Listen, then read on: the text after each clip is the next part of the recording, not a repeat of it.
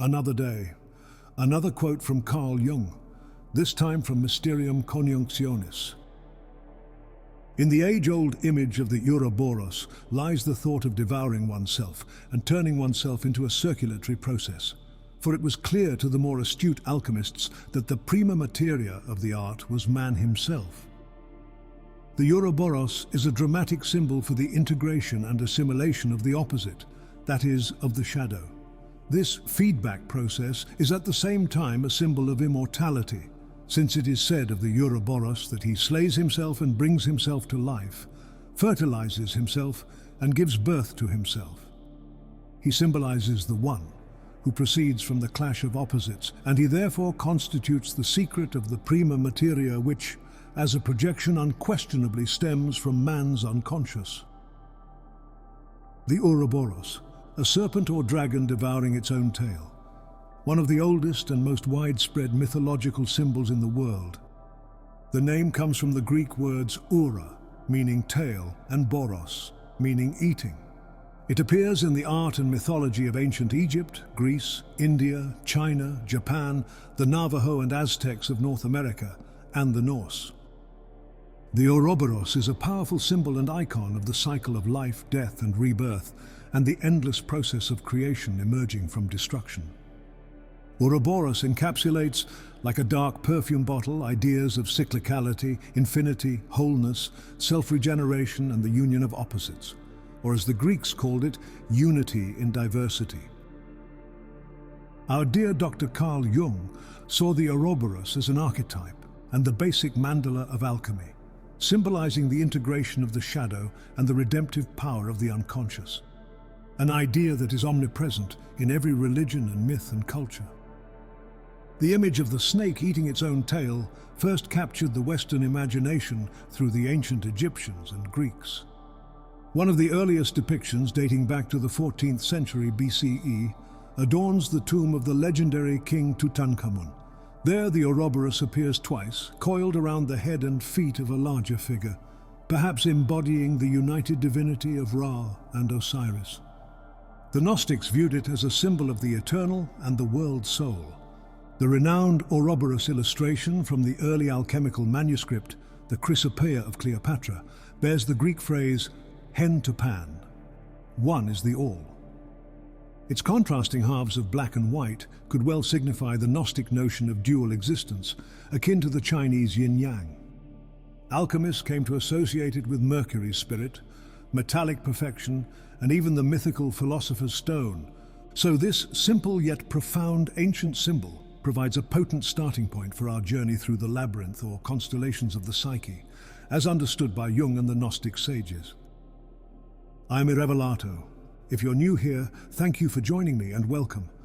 I unveil the secrets you deserve to know, the lives and stories of luminaries and gods, the symbols that don't disappear no matter the millennia, the ideas you will never forget, the keys to mastering your mind and your environments. I try as much as possible to think freely and objectively and openly, rather than being absorbed completely by some words and ideas, at least not so easily. After all, even the best teachers are the best because they teach you how to think. However, some of them, as you will see, are very sticky or even addictive. We are walking on territory that can detonate our entire psyche if we don't step with care. Or think about it this way. This is primarily my learning process, my path, my mistakes, and my repercussions. My point is that you are invited to observe how I dodge some bullets for you while we can all share the fruits of this growing catalogue of videos and philosophies Irrevelato reveals. Or think about an even better way. Why live your life in fear? Why can't we all do the mistakes and share the repercussions? What if the repercussions never existed, if we were all united in seeking the truth and saying what needs to be said, in doing what needs to be done? Why shouldn't I or you embody the energy of the higher spirit, or at least try to, and bear the consequences with a smile on our faces? How sick can a society be to laugh at truth and call it sinful? How can one not see the beautiful infinity that creates us and annihilates us most sublimely? How can infinity not inspire anyone to attempt to become kings of the world themselves? So walk with me, but also remember to walk and pave your own path. This way, maybe our paths will intersect, and we can build a neighborhood and call the streets. This is a metaphor, and I hope those who know who I am already know that. To those who support Irrevelato financially, emotionally, or educationally, never forget that I love you. You make this journey meaningful and beautiful. And for that, you have my gratitude forever. Don't forget that any contribution, subscription, like, share, and comment matters in the attempt to sustain this project and to elevate it to new levels and horizons. Even watching the videos through to completion helps the algorithm determine if this video gets sent out to more people. Regardless, I invite you to take a seat. There are no tickets here. Follow me and I'll show you what I learned about Ouroboros. Like a magic circle, the Ouroboros will lead you on a transformative journey and initiate you into mysteries of duality, paradox, wholeness, and eternity. A path we'll walk across cultures and centuries. And most importantly, we'll meet the one that emerges from the clash of opposites within our own nature. With that idea in mind, let's now trace the Ouroboros from its origins in the primordial past to its vital message for the human soul today.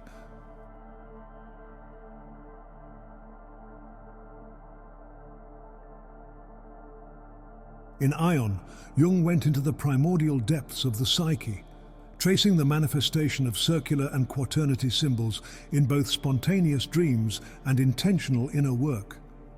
On the one hand, in the products of the unconscious, the self appears as it were a priori, that is, in well-known circle and quaternity symbols which may already have occurred in the earliest childhood dreams, long before there was any possibility of consciousness or understanding.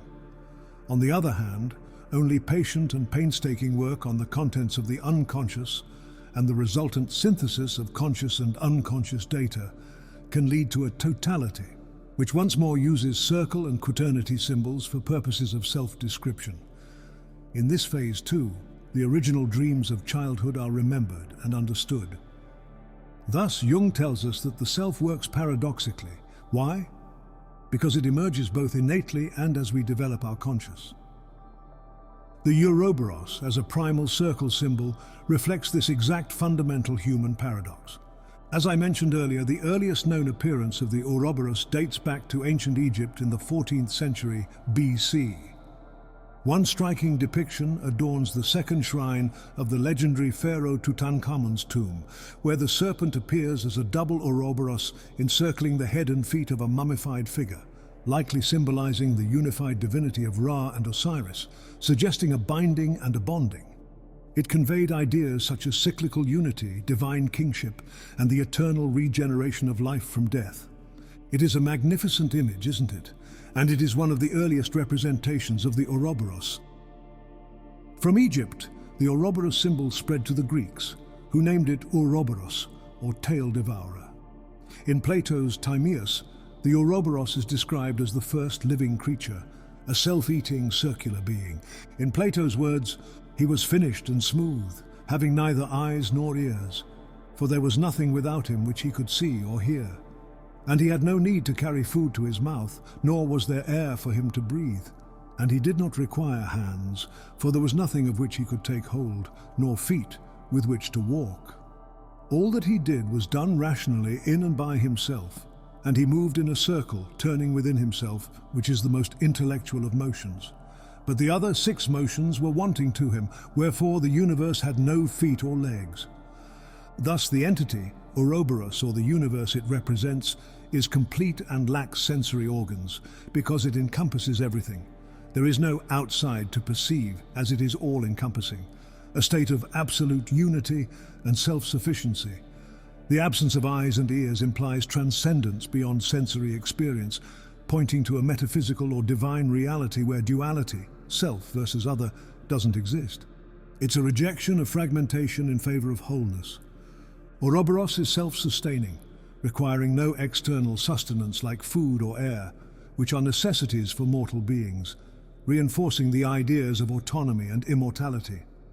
As a symbol of eternity, it doesn't rely on external resources, suggesting a closed system that perpetually regenerates itself. It lacks limbs. After all, it does not need to interact with or move through an external world because it exists in a state of perfect stillness or self-contained motion, transcending physical action or linear progression. The Ouroboros doesn't go anywhere because it is already everywhere, embodying the paradox of motionlessness within eternal recurrence that has fascinated philosophers forever. Parallels with the philosopher's stone or the eternal cycle of transformation can also be made. Interestingly, Plato's entity operates through pure reason or intellect, and its circular motion is described as the highest form of movement, self-contained and perfect. The circular motion is the crux of the Ouroboros symbol, self-referential and eternal. Describing it as intellectual suggests a connection to divine reason or cosmic order, or logos in Greek philosophy, which was later appropriated by other religions. The circle is a perfect shape, symbolizing harmony and the resolution of opposites. This could also allude to the cyclical nature of time, seasons, or existence itself. Yet, the entity lacks the 6 motions, likely referring to the 6 directions of movement in 3-dimensional space: up, down, left, right, forward, and backward, reinforcing that it doesn't engage in linear or external motion. Thus, it has no need for feet or legs. This is Plato's Timaeus, where the cosmos is described as a living being with rational and circular motion. However, the Ouroboros, or universe, exists beyond spatial constraints, operating in a higher non-physical dimension. Therefore, this primordial serpent represented the perfection and unity of the cosmos, encapsulating the fundamental duality of existence. The Gnostics, a mystical Christian movement that flourished in the 2nd century CE, further developed the symbolism of the Ouroboros. In the Gnostic text Pistis Sophia, the Ouroboros is portrayed as a 12-part dragon surrounding the world, its tail in its mouth, symbolizing the 12 zodiacal signs and the cyclic movement of time. For the Gnostics, the Ouroboros represented the illusory nature of the material world, which they viewed as evil, and the journey of the divine spirit trapped within it, seeking liberation and return to the realm of light. We will provide extracts from Pistis Sophia and break them down later in our path. For now, it is noteworthy that it was in alchemy, however, that the Ouroboros truly came into its own as a profound philosophical and psychological symbol. In their pursuit of the magnum opus, or the great work of transforming base metals into gold and achieving spiritual enlightenment, alchemists combined chemistry with mystical philosophy.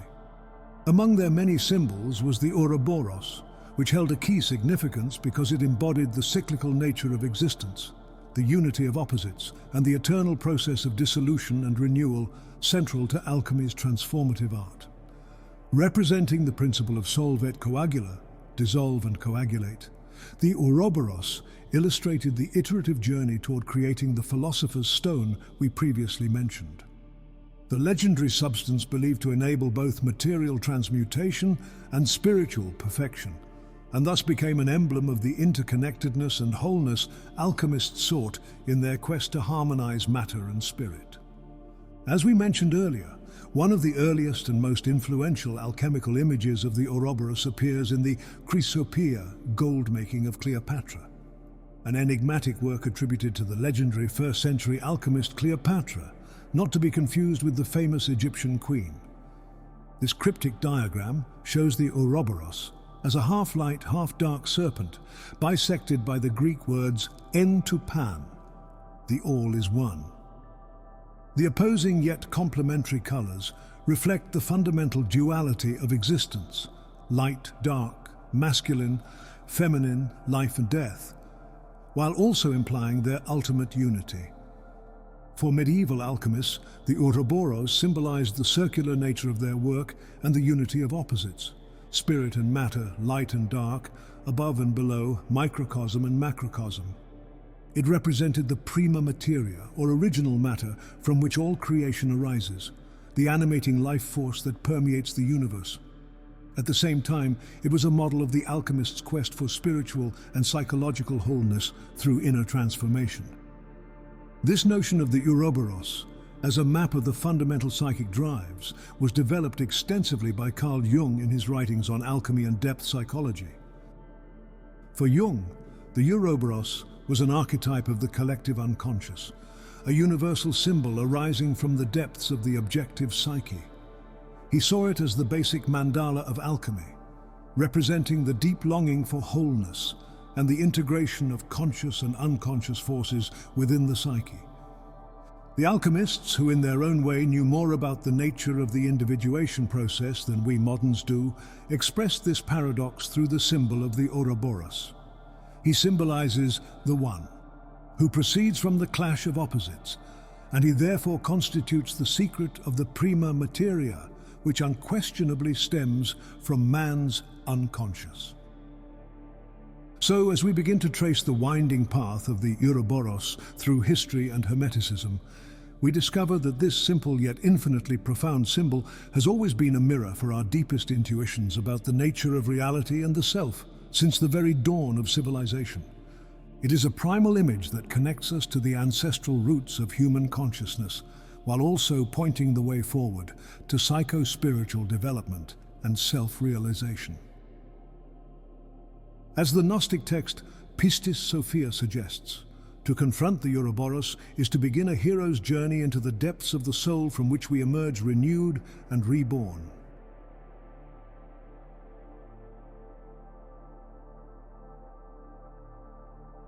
In Pistis Sophia, we encounter a striking cosmic vision of the Ouroboros. Jesus, however, answered and said to Maria, "The outer darkness is a great dragon whose tail is in its mouth, and it is outside the whole world, and it surrounds the whole world." Here the Ouroboros forms the boundary of the known universe, encircling and encompassing it entirely. It represents the limits of material existence, the edge beyond which lies the transcendent realm of spirit. Thus, this paragraph powerfully conveys the idea of the cosmos as a self-contained cyclical entity, with some notes of Platonism here and there, with the serpent symbolizing the binding and liberating nature of matter. The Greek alchemist Ouroboros, writing in the 5th to 6th century CE, further elaborates on the celestial symbolism of the Ouroboros, as referenced by Jung in Mysterium. Ouroboros mentions it as the more secret angel, as the Ouroboros or heaven, on which account it later became a synonym for Mercurius. By identifying the Ouroboros with heaven and the divine messenger Mercurius, Ouroboros shows us its spiritual significance. The serpent is now a mediating figure between the earth and heaven, a liminal being that bridges the gap between matter and spirit, given the association of Mercurius with the shape-shifting guide of the alchemical opus. There is great transformative power in the Ouroboros. The Rosarium, cited by Jung in Mysterium Conjunctionis, describes the formation of the Ouroboros through a mystical process of transmutation. The preceding passage runs, "Let the residual body, which is called earth, be reduced to ashes, from which the tincture is extracted by means of water. Then join it to its head and tail." This refers to the production of the Ouroboros as the arcane substance that changes the natures.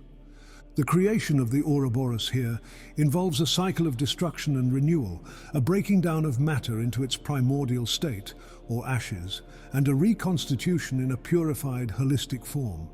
The joining of head and tail suggests the attainment of wholeness, the reconciliation of opposites, and the completion of the alchemical work. The Ouroboros thus becomes the ultimate arcane substance, the universal medicine or philosopher's stone, capable of transmuting all things. Another intriguing passage from Pistis Sophia expands on this cosmic drama. "And the likeness of a child was at the back of the moon and guided the dragons as they stole the light of the archons from them, while a cat face was in front of it. And the whole world and the mountains and the seas all fled to the left to the west. And Jesus with his disciples remained in the midst, in an airy place on the paths of the way of the midst, which is below the sphere. And they came to the first rank of the way of the midst. But Jesus stood in the air of the way of the midst place with his disciples." Here we are presented with celestial beings, perhaps representing divine wisdom or enlightened consciousness, manipulating the forces symbolized by the sun and moon dragons. The child at the back of the moon evokes notions of renewal, potential, and the emergence of consciousness, while the cat face at the front may signify vigilance, stealth, and the ability to navigate the darkness. The fleeing of the world and the elements to the west, the direction of the setting sun and the onset of night, suggests a crisis or turning point in the cosmic order. Significantly, Jesus and his disciples occupy a central position, the midst, in this upheaval, standing in the air between heaven and earth. This implies that the way of gnosis or spiritual awakening proceeds by reconciling and transcending opposites. By standing in the liminal space below the sphere, they access the transformative power that the Ouroboros embodies. Taken together, these passages paint a vivid picture of the Ouroboros as the ultimate cosmic mediator and unifying principle. It is the outermost limit that defines and contains the cosmos, but also the innermost essence that regenerates and transforms it. By symbolizing the eternal cycle of birth, death, and rebirth, the dissolution of opposites, and the circular journey of spirit into matter and back again, the Ouroboros reveals the fundamental structure and meaning of existence. At the same time, the Ouroboros is the interconnectedness of the universe and the human psyche. As the Gnostic texts suggest, the cosmic drama of the Ouroboros is mirrored within the individual soul, which must undergo its own cycles of ignorance and awakening, crucifixion and resurrection. The mind itself becomes an alchemical vessel in which the transformative opus is carried out when you contemplate the Ouroboros. In this way, the Ouroboros is our macrocosm and microcosm. It is cosmos and psyche. It reminds us that the key to understanding the universe lies within our depths, and that the path to wholeness requires integrating the forces of light and darkness, masculine and feminine, spirit and matter. Gnothi soton. Know thyself. Know the self. Know your psyche. And also know that the Ouroboros is an archetype of transformation.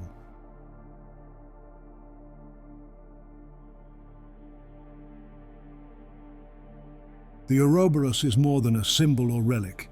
It is an archetype, a primordial image arising from the collective unconscious of humanity. In Psychology and Alchemy, Jung explains how alchemical symbolism reflects psychological transformation. The spirit or spirit and soul is the ternarius or number 3, which must first be separated from its body and, after the purification of the latter, infused back into it. Evidently, the body is the 4th. Hence, Kunrath refers to a passage from Pseudo-Aristotle, where the circle re-emerges from a triangle set in a square. This circular figure, together with the Ouroboros, the dragon devouring itself tail first, is the basic mandala of alchemy. Here, Jung reveals the mathematical structure of the Ouroboros symbolism. The ternarius refers to the triad or trinity, spirit and soul together forming a threefold principle. The 4th is matter or body. Heinrich Kunrath, a 16th century alchemist and physician, identified in Pseudo-Aristotle's works how the circle, representing perfection and wholeness, emerges from the combination of triangle, spirit, and square, matter. This geometric progression from triangle to square to circle mirrors the psychological process of individuation, the integration of fragmented parts of the psyche into wholeness, as well as the philosopher's stone.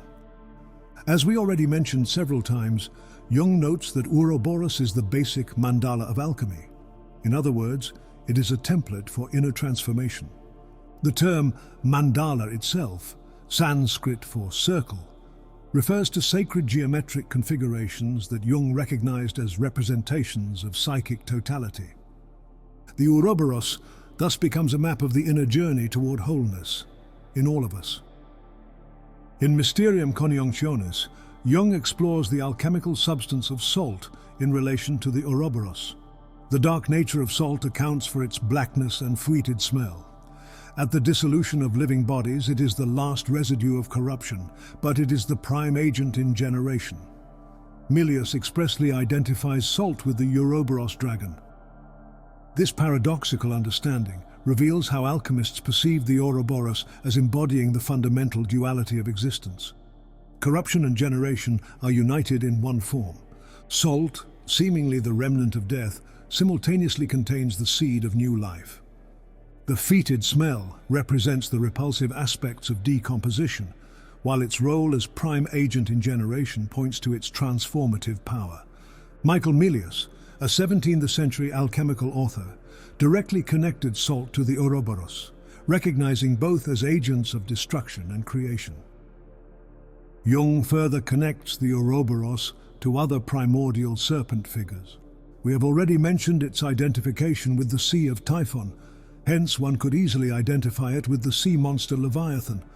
At all events, there is an amusing relationship between salt and the Leviathan in Abraham Eleazar, who says with reference to Job 40:15, "For Behemoth is a wild ox whom the Most High has salted up with Leviathan and preserved for the world to come," evidently as food for the inhabitants of paradise, or whatever the world to come may mean. Jung traces the symbolic connections between the Ouroboros and biblical sea monsters, showing how this archetype manifests across religious and cultural seas. The Sea of Typhon references Egyptian mythology, where Typhon, Set, represented chaos and destruction. Leviathan appears in Hebrew tradition as a primordial sea monster, while Behemoth represents the land-based counterpart. The peculiar reference to these creatures being salted up comes from Abraham Eleazar, likely a pseudonym for an alchemical writer, who suggests these chaotic forces will be transformed and integrated, consumed, in the perfected world. This cross-cultural pattern demonstrates how the archetypal serpent image emerges repeatedly in human consciousness. The serpent archetype's ambivalent nature becomes even clearer as Jung continues. Another direful aspect of salt is its relation to the malefic Saturn, as is implied by Gracius in that passage about the white dove and the philosophical lead. Speaking of the identity of sea and salt, Vigenerus points out that the Pythagoreans called the sea the tear of Kronos because of its bitter saltness. On account of its relation to Typhon, salt is also endowed with a murderous quality, as we saw in the chapter on sulfur, where Sal inflicts on sulfur an incurable wound. This offers a curious parallel to Kundry's wounding of Amfortas in Parsifal. In the parable of sulfur, Sal plays the sinister new moon role of Luna. As a natural product, salt contains as much evil as good. As the sea, it is the mother of all things. As the tear of Kronos, it is bitterness and sadness. As the sea spume, it is the scum of Typhon. And as the clear water, it is Sapientia herself. The symbolic correspondences here are so condensed that it almost hurts. First, the elephant in the room. The malefic Saturn refers to astrological Saturn, associated with limitation, death, and time. Johannes Gracius, a 16th century alchemist, connected salt to this restrictive force. The philosophical lead refers to Saturn's metal in alchemical correspondence. The Pythagorean concept of the sea as the tear of Kronos, recorded by Porphyry in Life of Pythagoras, Kronos being the Greek equivalent of Saturn, links primordial time with the bitter waters of emotion. Salt becomes the crystallized form of divine sorrow. Blaise de Vigenère, a 16th century French diplomat and alchemist, documented this connection. In his Traité du feu et du sel, or Treatise on Fire and Salt, de Vigenère writes, "Now we know that there are men, victims, fire and salt that can be reduced in two categories, men and victims, salt and fire." De Vigenère's connection between salt, fire, men and victims creates a complete alchemical quaternio, four-part structure, that encompasses both the elements of transformation, salt and fire, and the beings undergoing transformation, men and victims. This quaternio represents the complete transformational process Jung saw as necessary for psychological wholeness. This transforms the Ouroboros from a cyclical symbol into a complete system for transformation through time, the alchemical process by which divine sorrow, Kronos' tears, can be crystallized, preserved, and ultimately transformed into wisdom, sapientia. Jung then references an alchemical parable where salt, sal, wounds sulfur incurably, paralleling the wound in Wagner's Parsifal, where Amfortas receives a spear wound that will not heal, a powerful symbol of spiritual and psychological anguish. Salt, in its lunar aspect, associated with changeability and reflection, introduces a destructive element. The final sentence in Jung's passage captures salt's, and by extension the Ouroboros, archetypal ambivalence. It is simultaneously mother of all things, creation, bitterness and sadness, suffering, scum of Typhon, chaos, and Sapientia herself, wisdom. Sapientia specifically refers to divine wisdom personified as feminine, connecting salt to the highest spiritual understanding.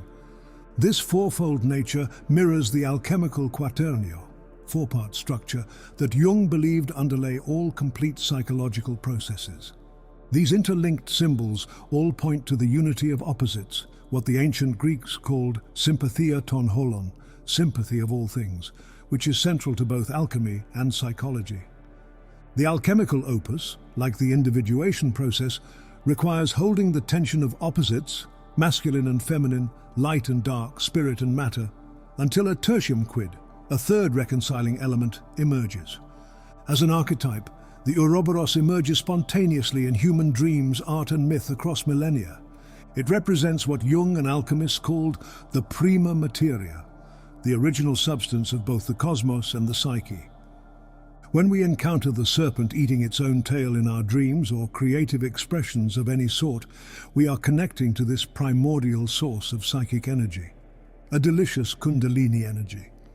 Unlike basic intellectual concepts, archetypes carry immense emotional and transformative power. The Ouroboros activates cyclical processes within our psyche. It confronts us with our origins and endings, forcing us to face the death and rebirth that are essential to our psychological growth. In Jungian psychology, individuation, the process of becoming a whole, integrated self, requires engaging with archetypal materials from the unconscious. The Ouroboros represents both the beginning and end of this journey. Initially, it appears as the undifferentiated state of unconsciousness from which we must emerge. But ultimately it represents the return to wholeness. After integrating the fragmented aspects of our being, we collect from the unconsciousness. In this light, the Ouroboros can be understood as a symbol of the self. Jung's term for the regulating all-encompassing center of the psyche that guides the individuation process. Its circular shape evokes the mandala, the sacred circle that represents psychic totality. Encountering the Ouroboros in dreams, visions, and active imagination signals that the self is constellating, inviting the ego to face the numinous. This is the numinous mystery the Ouroboros invites us to confront. Paradoxical, all-encompassing, whole self. These matters are beyond good and evil. It has to do with instinct and archetype and nature and spirit. To engage with the Ouroboros is to embrace the fullness of being, what Nicholas of Cusa called the coincidentia oppositorum, coincidence of opposites, that forms the bedrock of the psyche. The syzygy, the conjunction of mysteries. Confronting the self is not easy because it includes fear you never even thought of. It requires courage, persistence, and a willingness to step into the unknown. The Ouroboros, as a symbol of the unconscious, points to both the dangers and rewards of this descent. Like the hero who must battle the dragon to win the treasure, the individual must face the shadow and overcome the pull of unconsciousness to achieve wholeness. But he has to resist the pull while testing its waters too, or at least fishing in it. Yet complete immersion can be fatal. Is the treasure worth the battle? I bet my life on it. In the Ouroboros, we reconnect with the primal ground of being, the matrix of life itself. We reclaim our birthright as children of the cosmos, partaking in the eternal cycle of death and rebirth. We discover, in Jung's words, the one who proceeds from the clash of opposites, the self that is paradoxically both center and circumference, the still point and the vibrant circle. So as we continue to trace the Ouroboros's archetypal nuances, remember its ultimate meaning as a symbol of the self, the God image within. For in the end, the Ouroboros invites us to experience that central mystery, Deo concedente, as the alchemists would say. May we discover the one that dwells in the heart of everything, the self that is both the beginning and end of the journey to wholeness.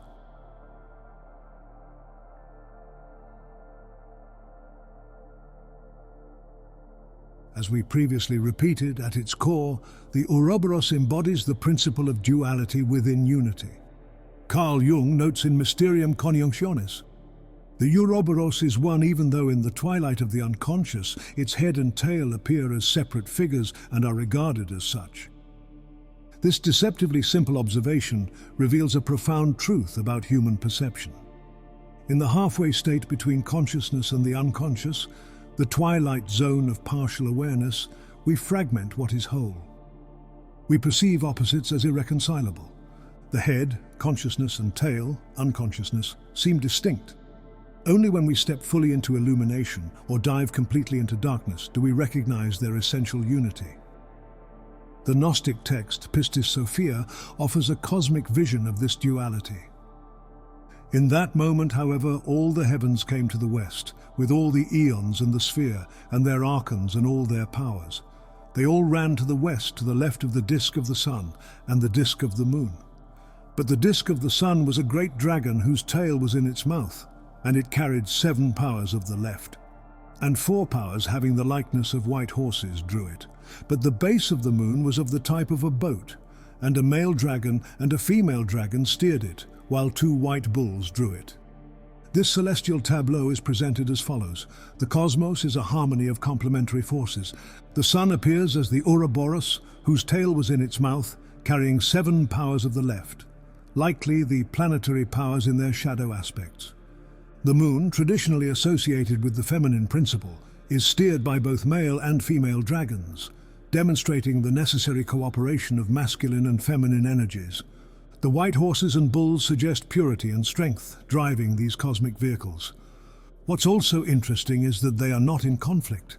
There's an essential cooperation in their movements. That's why opposites don't annihilate one another, they complement each other. In psychology and alchemy, Jung introduces another dimension of this duality.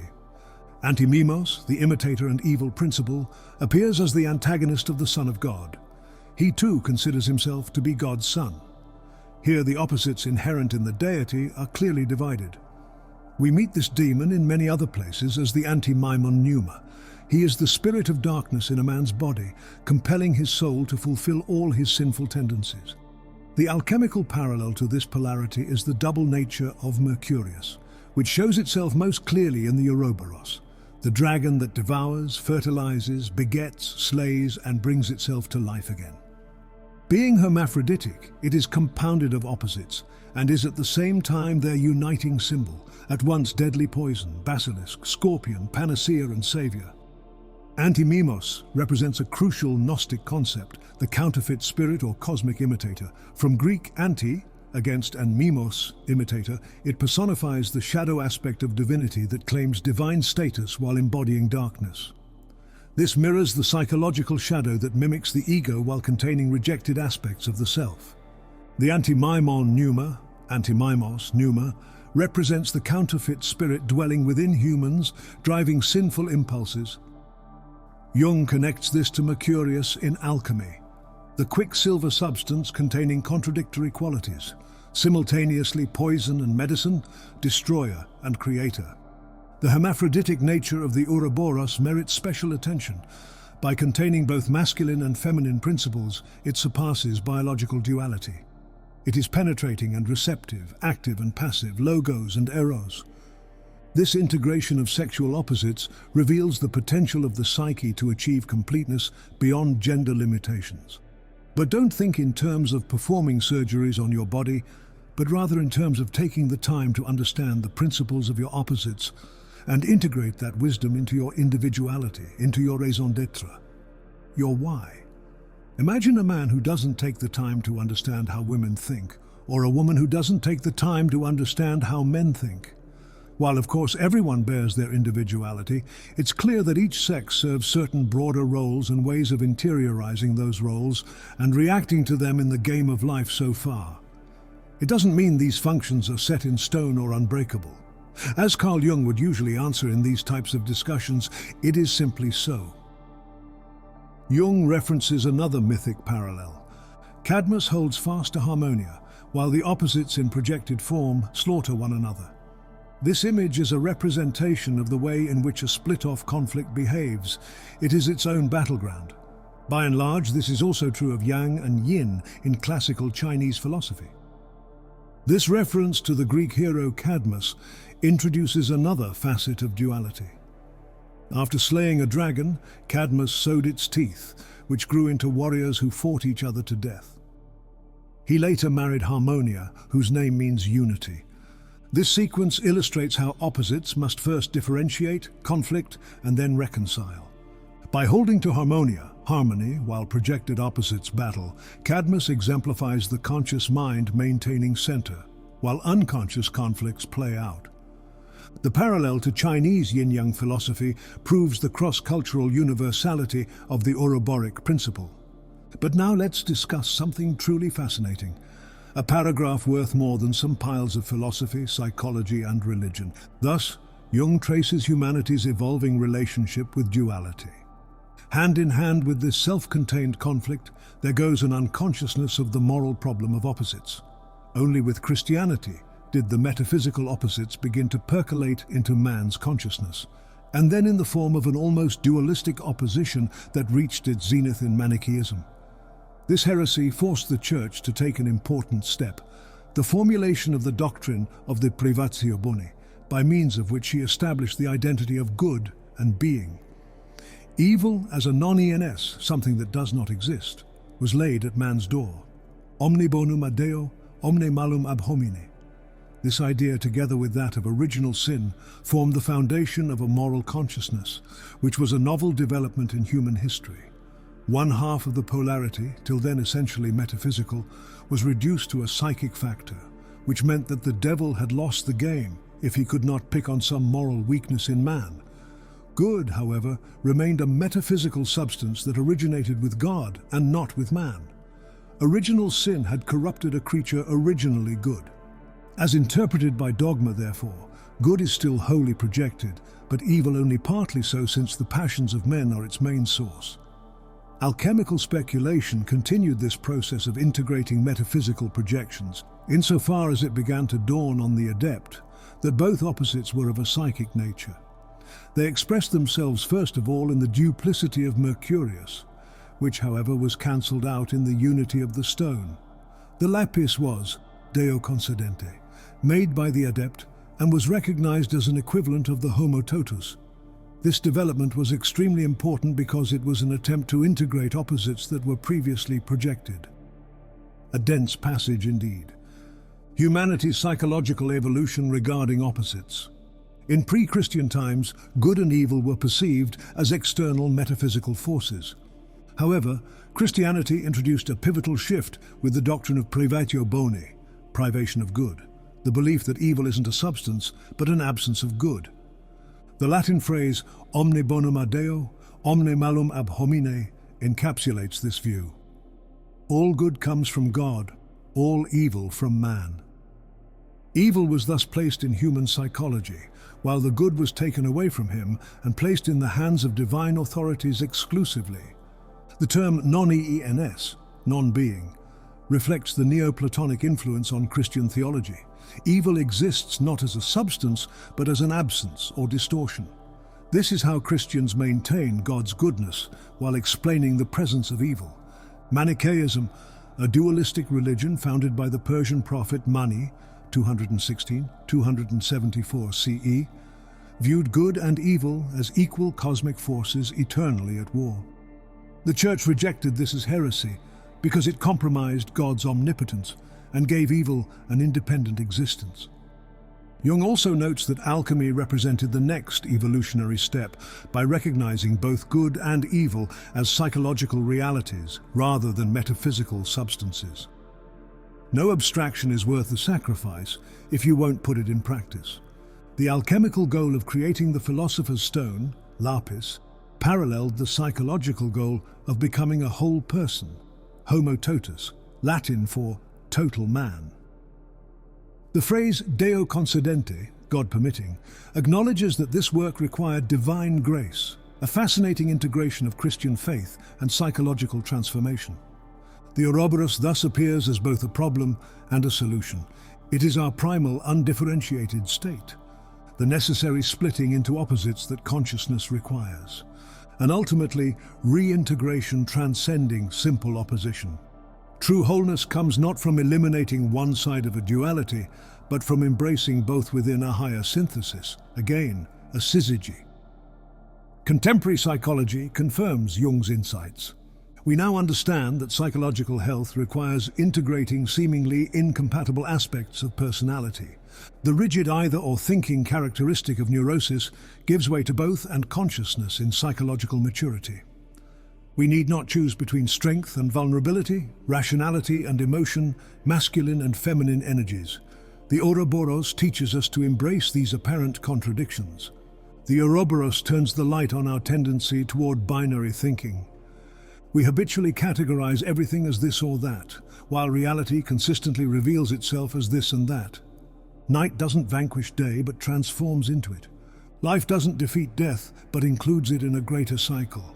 The self doesn't overcome the shadow, but incorporates it into a more comprehensive and wholesome identity. The Ouroboros teaches us to step beyond polarized thinking. Political discourse, intimate relationships, and inner psychological work all benefit from recognizing the Ouroboros principle. Apparent opposites contain and require each other. The conservative preserves what the progressive transforms. The lover both possesses and surrenders. The authentic self embraces both conformity and rebellion as needed. The Ouroboros reminds us that all dualities are provisional, mental constructs useful for navigation, but ultimately illusory. Like the quantum wave-particle duality in physics, the either-or structure breaks down at the fundamental level of reality. The serpent consumes its tail, reminding us that all opposites ultimately feed each other in the great cycle of existence. At the end of the day, all is one.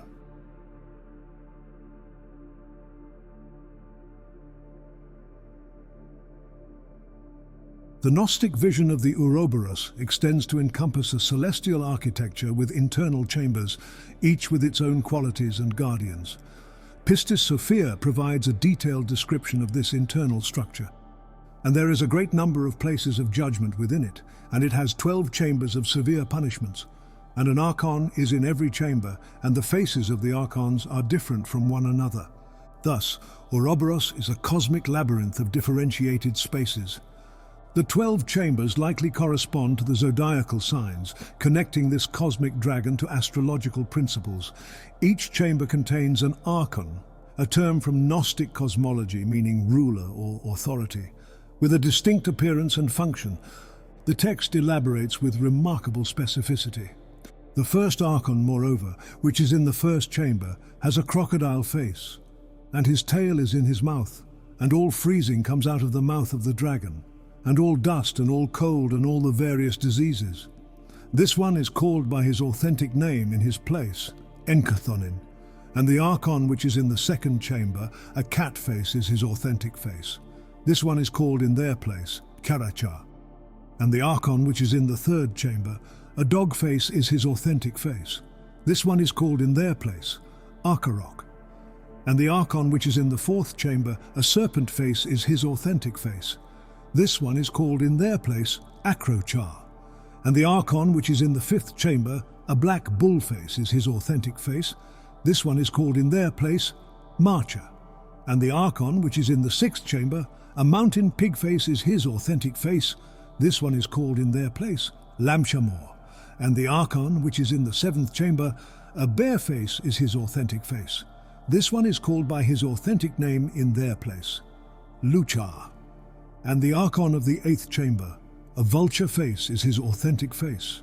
This one is called by his name in their place, Larok, and the archon of the ninth chamber, a basilisk face, is his authentic face. This one is called by his name in their place, Archeok. And the 10th chamber, there's a great number of archons within it, each one having 7 dragon heads with their authentic face, and the one over them all is called by his name in their place, Zamarok. And the 11th chamber, there is a great number of archons in that place, each one of them having 7 cat heads with their authentic face, and the great one over them is called in their place, Roshar. And the 12th chamber, there is a very great number of archons in it, each one of them having 7 dog heads with their authentic face, and the great one over there is called in their place, Kreroor. This extraordinary passage presents a hierarchical cosmology where each aspect of the Ouroboros has specific qualities. The first archon appears as a crocodile with its tail in its mouth, an Ouroboros within the Ouroboros, suggesting a fractal quality where patterns repeat at different scales. The animal faces represent different qualities. The crocodile, associated with primal chaos, governs cold and disease. The cat, linked to mystery and independence, rules the second chamber. The sequence continues through dog, serpent, bull, pig, bear, vulture, and basilisk faces. The final chambers contain beings with multiple animal heads, suggesting increasing complexity or power. Each archon possesses a secret name that holds power over it, a concept common in magical traditions where knowing a being's true name grants control. These names, Enchthonin, Characha, etc., likely contain hidden meaning in their phonetic patterns or numerological values. The text continues with further cosmic details. Now, these archons of these 12 chambers are inside the dragon of the outer darkness, and each of them has a number according to the hour, and each one of them changes his face according to the hour. And furthermore, to each of these 12 chambers, there is a door opening to the height, so that the dragon of the outer darkness has 12 chambers of darkness, and there is a door to every chamber opening to the height. And there is an angel of the height watching at each of the doors of the chambers, whom Jung, the first man, the overseer of the light, the messenger of the first ordinance, has placed to keep watch over the dragon, so that it does not rebel, together with all the archons of its chambers which are within it. This passage adds a temporal dimension to the Ouroboros structure. Each archon changes appearance according to the hour, suggesting that the dragon is the embodiment of cyclical time. The 12 chambers correspond not only to zodiacal signs, but to the hours of the cosmic day, making the Ouroboros a cosmic clock. Critically, each chamber has a door opening to the height, a gateway to higher spiritual realms. Despite the seemingly grim nature of this cosmic prison, escape routes exist. These doors are guarded by angels placed by Jung, the first man, a figure who represents primordial Adam, or the divine anthropos in Gnostic cosmology.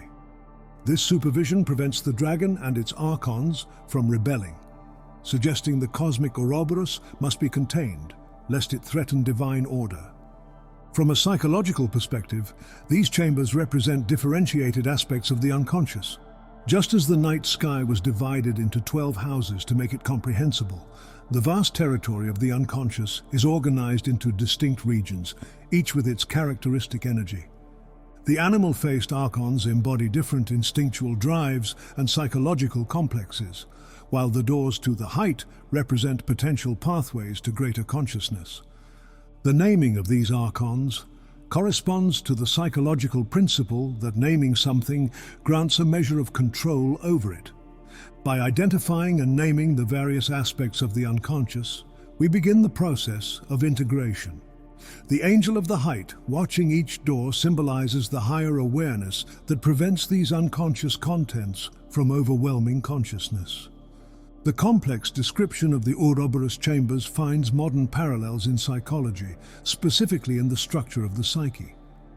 Jung's concept of complexes, which are autonomous psychic fragments with their own emotional charge and pattern of behavior, is another variant to the semi-independent existence of the archons within the larger Ouroboros. Each complex has its characteristic emotional tone and behavioral pattern, just as each chamber has its specific archon with unique qualities. The multiplicity of 7-headed beings in the later chambers parallels what we now understand about the most profound levels of the unconscious, where distinctions blur and archetypal energies become increasingly complex and potent. The deeper one goes into the unconscious, the more one encounters collective and mythological content of increasing intensity. Because, never forget, all is one. Everything is interconnected. The changing faces of the archons, according to the hour, reflect the temporal patterns of psychological states. Our complexes don't manifest consistently, but emerge according to inner rhythms and external triggers, their hour. The doors opening to the height correspond to the potential for transcendence inherent in even our darkest psychological material. As depth psychology has shown, it is often through confronting our most difficult complexes that the greatest spiritual and psychological growth occurs. The concept of Jung as the overseer of the light feels like the self in Jungian psychology, the organizing center of the psyche that maintains order amid the potentially chaotic forces of the unconscious. Without this regulating principle, the psyche would indeed rebel, resulting in what we now recognize as psychological disorders ranging from neurosis to psychosis. In this elaborate Ouroboros cosmology, we see an early attempt to map the territory of the human psyche, presenting it as a structured cosmos with both dangers and opportunities for transcendence. The chambers of the dragon, however, are not only places of punishment. They are but stages in a transformative journey older than all of us. A story we all play one way or another. Some are heroes, others get caught off guard in the current. An infinite number of variants with different ranges of involvement. The cosmic Ouroboros thus becomes a map of the soul's journey through different states of being, each with its challenges and guides. Exactly how Jung taught individuation, a journey through differentiated aspects of the psyche toward greater wholeness. Modern readers might recognize parallels between this ancient cosmic vision and contemporary theories and facts of consciousness. The multi-chambered Ouroboros presages current models of mind that recognize distinct neural networks, cognitive modules, and emotional systems operating semi-independently within the larger unity of consciousness. Just as the Gnostic vision saw the cosmic dragon as both a prison and a path to liberation, modern neuroscience and psychology see our mental structures as both limiting and enabling, constraining our awareness while making higher consciousness possible. Thus, the ancient vision of the Ouroboros chambers provides us with a sophisticated model of consciousness that our contemporaries recognize, although often unconsciously, or in other words. We are again reminded that ancient wisdom often anticipated modern discoveries about the structure of the mind and reality, and thus the Ouroboros continue to spin with mercurial vitality.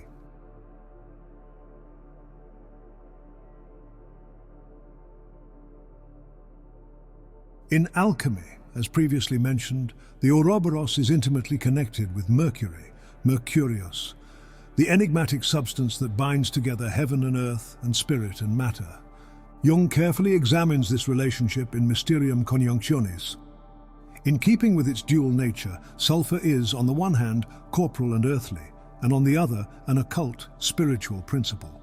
As an earthly substance, it comes from the fatness of the earth, by which was meant the radical moisture as prima materia. Occasionally it is called sinis extractus acinere, ash extracted from ash. Ash is an inclusive term for the scoriae left over from burning, the substance that remains below, a strong reminder of the chthonic nature of sulfur. The red variety is thought of as masculine, and under this aspect it represents the gold or soul. As a chthonic being, it has close affinities with the dragon, which is called our secret sulfur. In that form it is also the aqua divina, symbolized by the Ouroboros. These analogies often make it difficult to distinguish between sulfur and mercurius, since the same thing is said of both.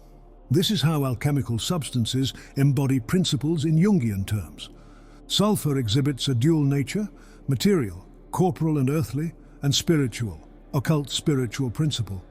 The Latin phrase sinis extractus acinere, ash extracted from ash, refers to sulfur's origin in burnt residue, connecting it to the transformative power of fire.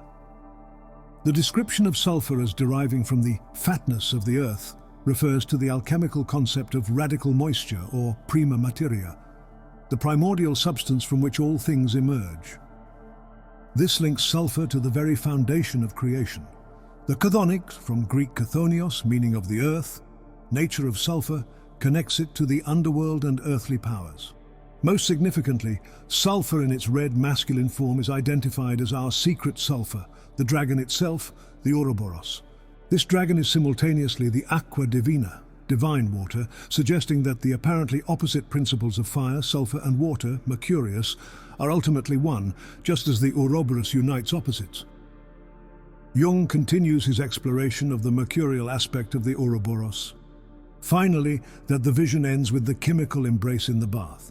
Here Venus is undoubtedly the amor sapientiae who puts a check on sulfur's roving charms. The latter may well derive from the fact that his seat in the Ouroboros is in the tail of the dragon. Sulfur is the masculine element par excellence, the sperma homogeneum. And since the dragon is said to impregnate himself, his tail is the masculine and his mouth the feminine organ. This passage presents a strikingly sexual interpretation of the Ouroboros. The chemical embrace in the bath refers to the alchemical union of opposites that occurs in solution. Venus, representing love, or the amor sapientiae, love of wisdom, restrains the volatile sulfur, The phrase sperma homogeneum, homogeneous seed, identifies sulfur as the masculine generative principle. The self-fertilizing nature of the Ouroboros is explicit. Its tail functions as the masculine principle, while its mouth serves as the feminine receptacle. This self-impregnation symbolizes psychological wholeness, where masculine and feminine aspects of the psyche unite in creative synthesis. Jung elaborates on this alchemical understanding in another passage.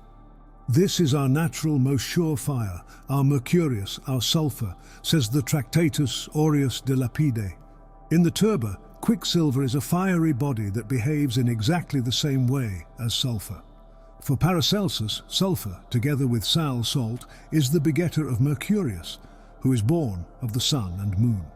Or it is found in the depths of the nature of Mercurius, or it is of the nature of Mercurius. Or sulfur and Mercurius are brother and sister. Sulfur is credited with Mercurius's power to dissolve, kill, and bring metals to life. As you can observe, Jung introduces several important alchemical texts. The Tractatus Aureus de Lapide, Golden Treatise of the Stone, was attributed to Hermes Trismegistus. The Turba Philosophorum, Assembly of Philosophers, was an influential Arabic alchemical compilation. Paracelsus, 1493 to 1541, was a revolutionary physician and alchemist who established the three principles of sulfur, combustibility, mercury, fluidity and volatility, and salt, solidity, as the basis of all matter. The passage reveals the fluid interchangeability of alchemical substances. Quicksilver, metallic mercury, is described as a fiery body, contradicting its liquid nature but emphasizing its volatile, transformative qualities. Sulfur and Mercurius are described variously as parent and child, begetter of Mercurius, as containing one another, in the depths of the nature of Mercurius, as sharing the same nature, or as siblings, brother and sister. This deliberate confusion of identities reflects the alchemical understanding that substances were not fixed entities but transformative principles. The seeming contradictions express the paradoxical nature of reality, where opposites interpenetrate and transform into one another. In Psychology and Alchemy, Jung explains further. In other words, the devourer is a sort of material earth spirit, a hermaphrodite possessing a masculine spiritual and feminine corporeal aspect. The original Gnostic myth has undergone a strange transformation. Nous and physis are indistinguishably one in the prima materia and have become a natura abscondita. The psychological equivalent of this theme is the projection of a highly fascinating unconscious content, which, like all such contents, exhibits a numinous, divine or sacred quality. This passage connects the alchemical Ouroboros to its Gnostic origins. The terms nous, mind or spirit, and physis, nature or matter, represent the fundamental Gnostic duality. In conventional Gnostic thought, nous and physis are separate, with spirit trapped in matter seeking liberation. However, in the alchemical Ouroboros, these opposites become indistinguishably one. This unity creates what Jung calls natura abscondita, hidden nature, a mysterious substance that reconciles spirit and matter. Psychologically, this represents the projection of unconscious content that carries a numinous quality, an awe-inspiring spiritual power that obsessed alchemists and modern seekers alike.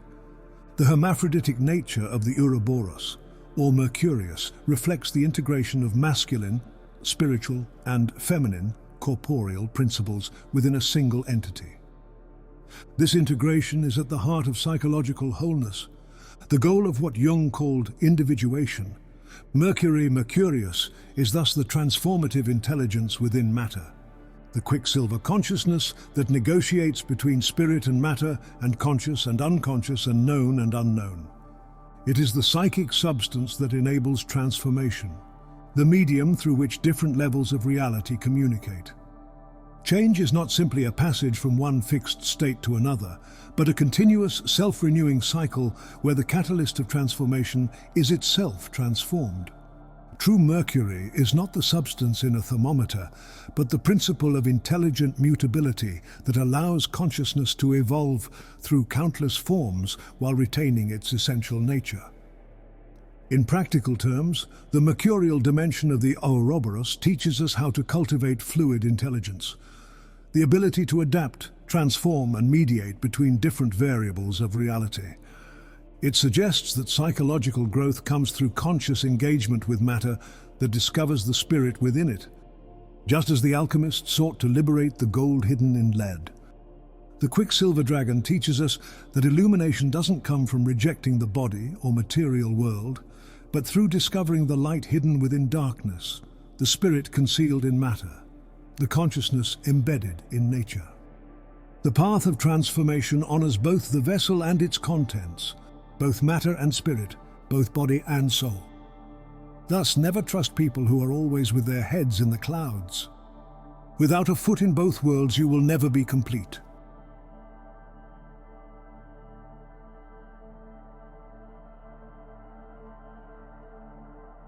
The most immediate and visceral aspect of the Ouroboros is its self-devouring nature, the act of self-consumption, disturbing yet mesmerizing. This is also what produces its transformative power. Jung explores this paradox in Mysterium Conjunctionis, but all is the real explanation of the enigma.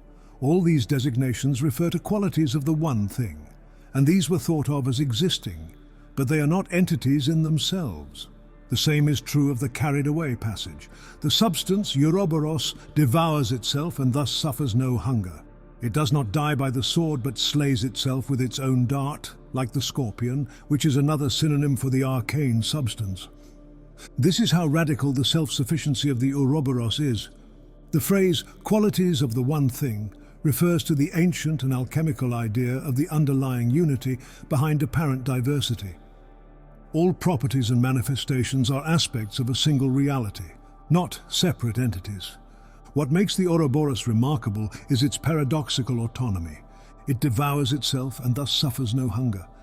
Unlike ordinary creatures that depend on consuming others to survive, the Ouroboros finds sustenance within its own being. It cannot be killed from outside, does not die by the sword, but only through self-immolation, slays itself with its own dart. The comparison to the scorpion is also significant. In ancient lore, scorpions were believed to commit suicide by stinging themselves when surrounded by fire. This is a misconception that nonetheless became a powerful symbol of self-destruction as a means of transcendence. By invoking this image, Jung connects the Ouroboros to the alchemical principle of mortificatio, voluntary death, that precedes renewal. Jung elaborates on this theme of productive conflict in another passage. The dragon is obviously disharmony, as the armed men sprung from its teeth prove. These kill one another off, as though exemplifying the maxim of Pseudo-Democritus, nature subdues nature, which is nothing less than the Ouroboros conceptually formulated.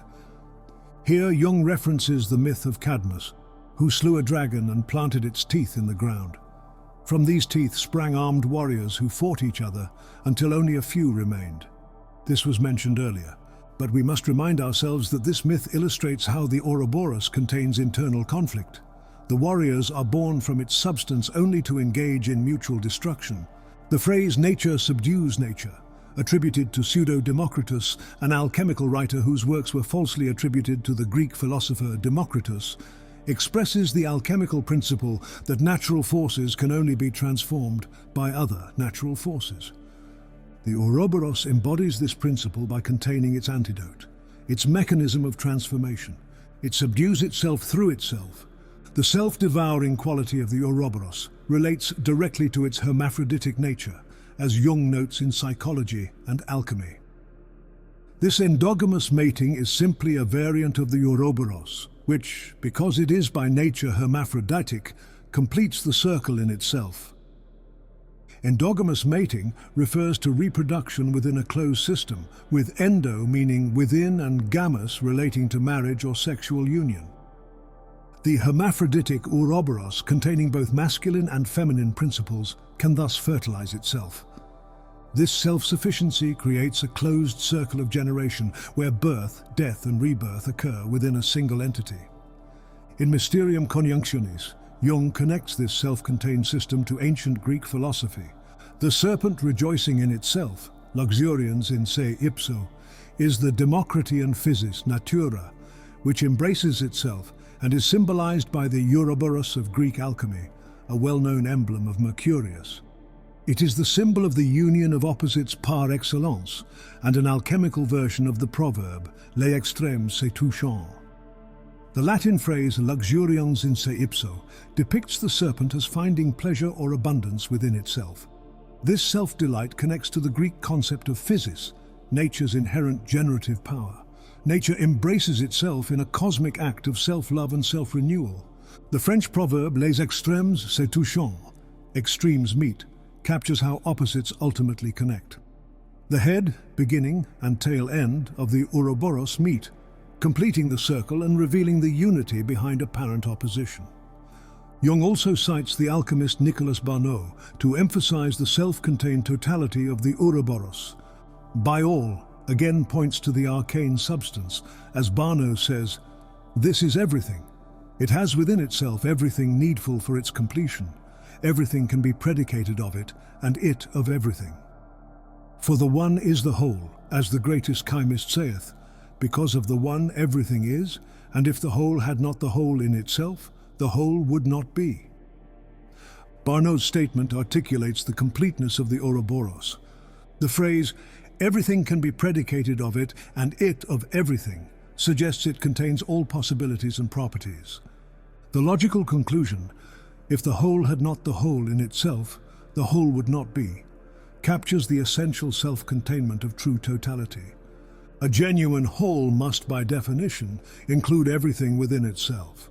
As Parmenides would say, nothing comes from nothing.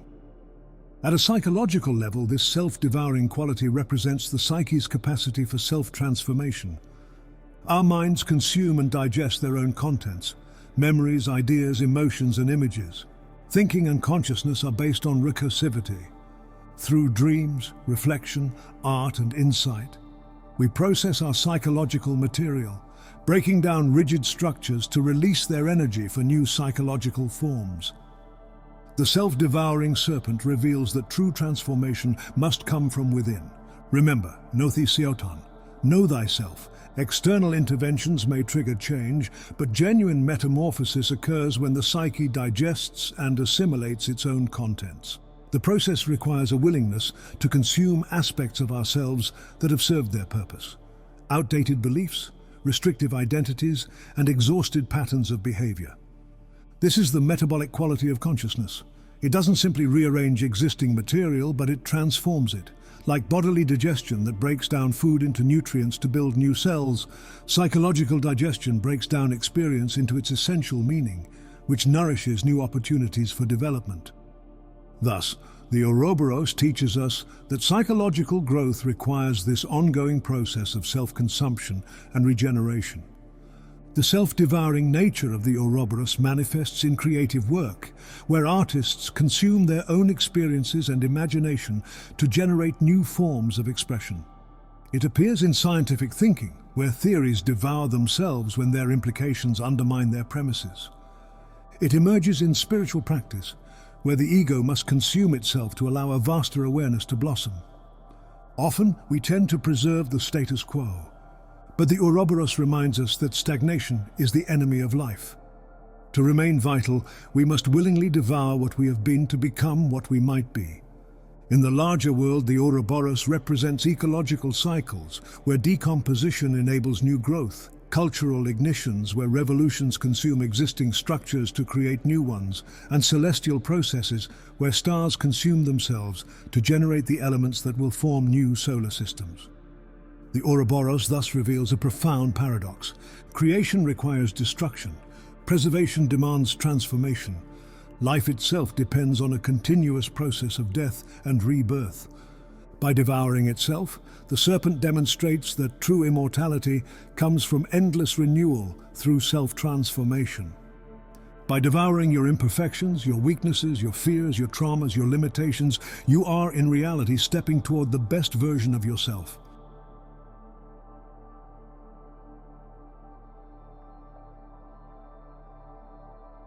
The relationship between the Ouroboros and the Quaternity represents one of the most sophisticated aspects of Jungian interpretation. In Ion, Jung traces this connection. The development from the shadow to the lapis quaternio illustrates the change in man's picture of the world during the course of the second millennium. The series ends with the concept of the rotundum, or of rotation, as contrasted with the static quality of the quaternity, which, as we have said, proves to be of prime importance for apprehending reality. The rise of scientific materialism connected with this development appears on the one hand as a logical consequence, on the other hand as a deification of matter. This latter aspect is based psychologically on the fact that the rotundum coincides with the archetype of the anthropos. With this insight, the ring of the Ouroboros closes, that symbol of the opus circulare of nature as well as of the art. This dense passage outlines a developmental sequence from the shadow, the unconscious rejected aspects of personality, to the lapis quaternio, the fourfold philosopher's stone. The term quaternio comes from Latin, meaning a group or set of four. For Jung, this fourfold structure represents psychological completeness. The rotundum, Latin for round thing, introduces circularity, transforming the static square into dynamic rotation. Jung connects this to scientific materialism, which he sees as both a logical development and a deification of matter, elevating the physical world to divine status. Most significantly, Jung identifies the rotundum with the anthropos archetype. Anthropos, Greek for human, refers to the primordial cosmic human or original man figure found in various mystical traditions. This connection completes the Ouroboros circle, linking the opus circulare, circular work, of both nature and art, alchemy. Jung elaborates on how the four elements transform into the circle. The lapis is produced, as we have already seen, from the splitting and putting together of the four elements from the rotundum. The rotundum is a highly abstract, transcendent idea which, because of its roundness and wholeness, refers to the original man, the anthropos. Accordingly, our four double pyramids would arrange themselves in a circle and form the well-known Ouroboros. As the fifth stage, the rotundum would then be identical with the first. That is to say, the heavy darkness of the earth metal has a secret relationship to the anthropos. Here Jung describes how the four elements, earth, air, fire, water, recombine to create the lapis, philosopher's stone.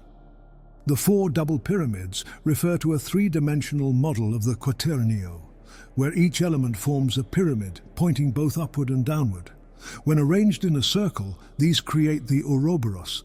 The fifth stage represents the quintessence or fifth element that transcends and unites the four. This creates a paradoxical identity between the heavy darkness of the earth, the most material element, and the anthropos, the divine human archetype. The lowest connects to the highest, completing the circle. Jung, in Ion Again, references a theological parallel in the work of Athanasius Kircher. The second monad is a duality consisting of opposites, corresponding to the angelic world that was split by Lucifer's fall. Another significant analogy is that Kircher conceives his schema as a cycle set in motion by God as the prime cause, and unfolding out of itself, but brought back to God again through the activity of human understanding, so that the end returns once more to the beginning. This too is an analogy of our formula. Athanasius Kircher, 1602 to 1680, was a Jesuit polymath who created elaborate cosmological models combining science, religion, and mysticism. His second monad represents the first duality emerging from divine unity, corresponding to the angelic realm divided by Lucifer's rebellion.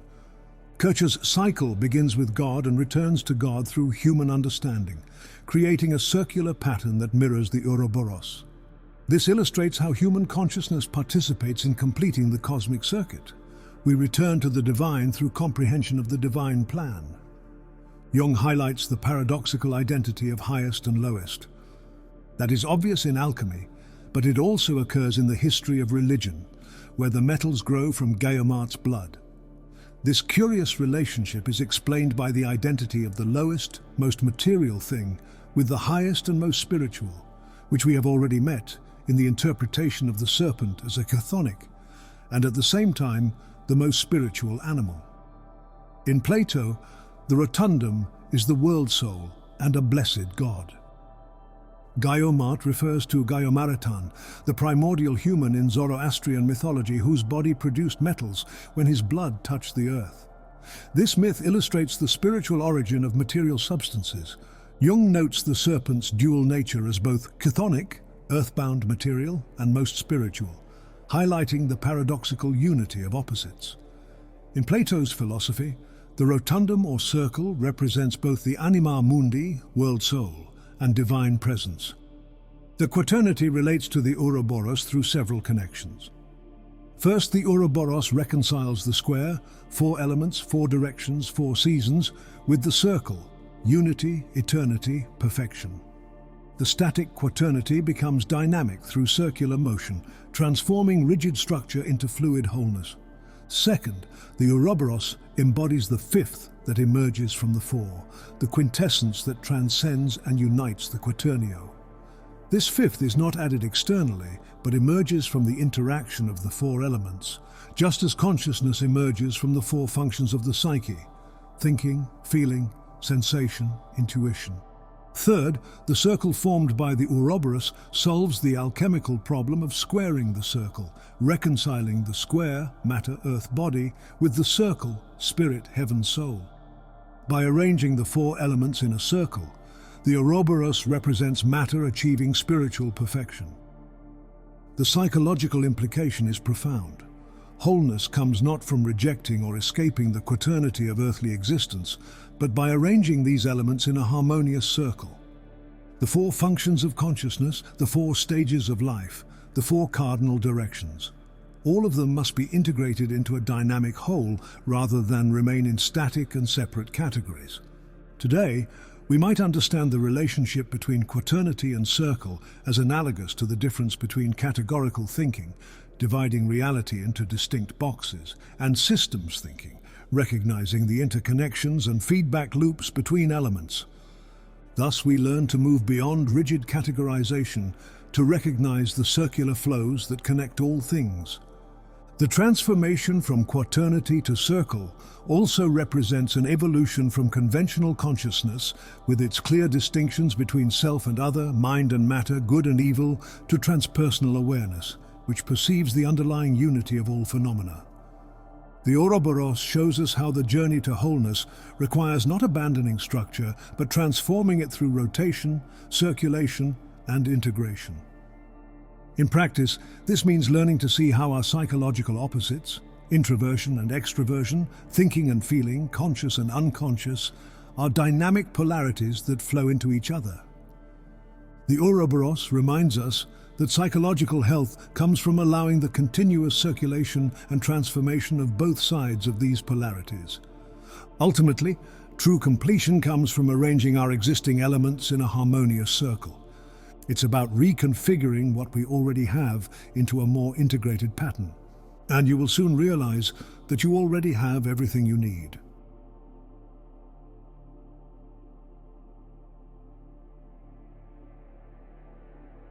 The Ouroboros is circularity incarnate. Its form embodies the principle that defines it.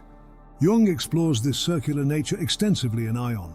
The alchemists were fond of picturing their opus as a circulatory process, as a circular distillation, or as the Ouroboros, the snake biting its own tail, and they made innumerable pictures of this process.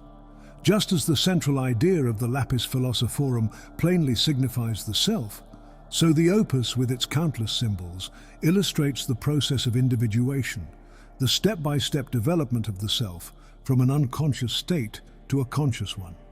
That is why the lapis, as prima materia, stands at the beginning of the process as well as at the end. Here, Jung connects circularity directly to alchemical work. The term circulatory process describes alchemical operations where substances were repeatedly distilled, condensed, and redistilled in closed vessels.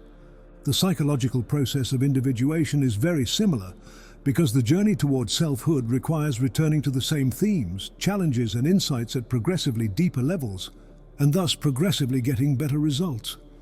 The lapis philosophorum, or philosopher's stone, the miraculous substance that could transmute base metals into gold, is thus the culmination of alchemical work, and Jung equates it with the psychologically integrated self. Most tellingly, Jung notes that this stone is paradoxically both beginning, prima materia, and end, just as the Ouroboros represents both alpha and omega in a single form. Jung cites the Renaissance alchemist Michael Meyer to elaborate on this circularity. According to Michael Meyer, the gold, another synonym for the self, comes from the opus circulatorium of the sun. This circle is the line that runs back upon itself, like the serpent that with its head bites its own tail, wherein that eternal painter and potter, God, may be discerned.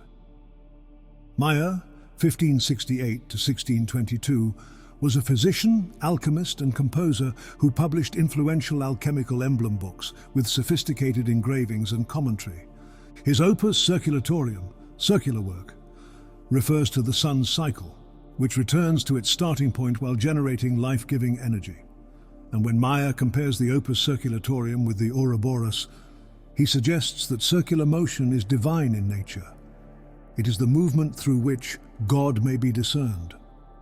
The reference to God as eternal painter and potter evokes both artistic creation, painting, and the shaping of matter, pottery, revealing that the divine creative principle works through circular self-returning processes, thus reinforcing the alchemical belief that their circular operations mirrored divine creation.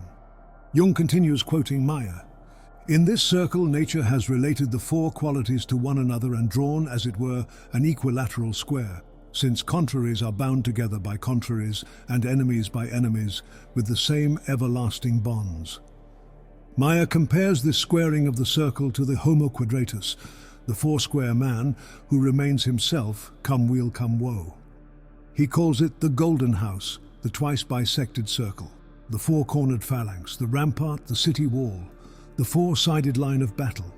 This circle is a magic circle consisting of the union of opposites, immune to all injury. This passage addresses the geometrical problem of squaring the circle, which we mentioned in the previous section.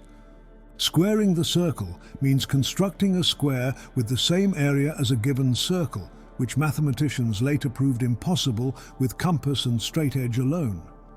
For alchemists, this geometrical impossibility symbolized the spiritual challenge of reconciling earth and matter, or the square, with heaven and spirit, or the circle.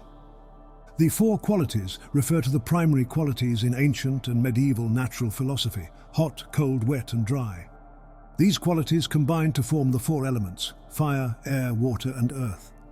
Therefore, Meyer describes how nature has arranged these opposing qualities, hot versus cold, wet versus dry, in a harmonious square formation, binding contraries and enemies together. Meyer's term Homo quadratus, four-square man, describes a person who maintains stability and integrity regardless of circumstances, come weal, come woe, whether fortune brings good or ill. Psychological stability is compared to various protective square structures: the golden house, the rampart, the city wall, and the four-sided line of battle. These military and architectural metaphors suggest that circular wholeness provides psychological protection. The twice bisected circle refers to a circle divided by two perpendicular lines, creating four equal quadrants, another representation of the quaternio discussed earlier. This integration of four into one creates a magic circle that is immune to all injury. This translates psychologically to the integrated psyche that achieved the ultimate resilience against life's challenges. What makes circularity so powerful as a symbol? First, unlike linear processes that have clear beginnings and endings, circular processes are perpetual. The Ouroboros never exhausts itself because it continually regenerates through its consumption. Similarly, psychological growth is an ongoing process of renewal, never a one-time achievement. Circularity transcends binary thinking. In linear thinking, we move from A to B, from past to future, from beginning to end. But circular thinking reveals that endings become beginnings. Deaths lead to rebirths, and apparent opposites are connected points on a common circumference. However, circularity creates containment. The Ouroboros circle creates an enclosed vessel, or what alchemists called the vas hermeticum, or hermetically sealed container, within which transformation can safely occur. Psychologically, this is the containing function of consciousness, which creates a protected space for working with potentially overwhelming unconscious material. Circularity also generates rhythm and periodicity. Again, think about the natural cycles that govern life: day and night, the seasons, the lunar phases, menstrual cycles, and birth and death. By embodying these natural rhythms, the Ouroboros connects psychological processes to cosmic patterns.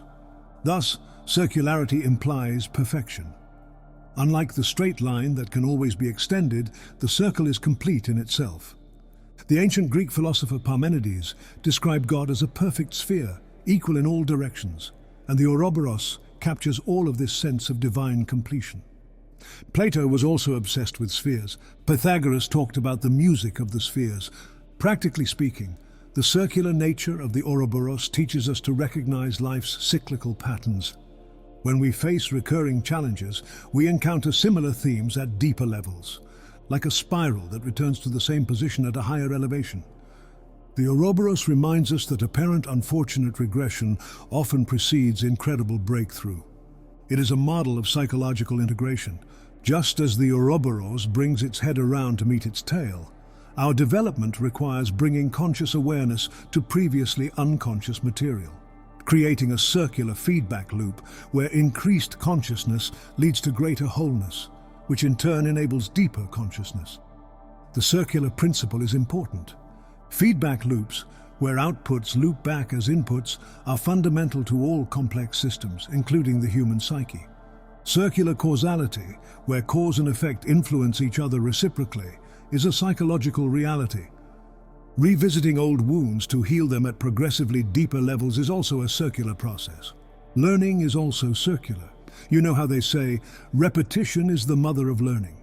So don't forget the past, incorporate it. Thus, what initially appears as meaningless repetition reveals itself as a spiral of healing and evolution when approached with awareness.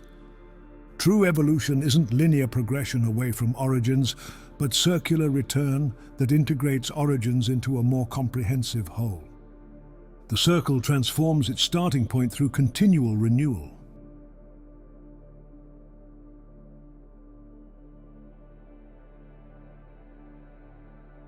Ouroboros represents wholeness. It is the final integration of diversity into a harmonious and dynamic unity, having continuous self-renewal as its primary function. Jung cites a relevant passage from an alchemical text in Mysterium Conjunctionis. The Aurelia Occulta puts this thought in the words of the dragon: "Many from one, and one from many, issue of a famous line, I rise from the lowest to the highest. The nethermost power of the whole earth is united with the highest. I therefore am the one and the many within me." In these words, the dragon makes it clear that he is the chthonic forerunner of the self.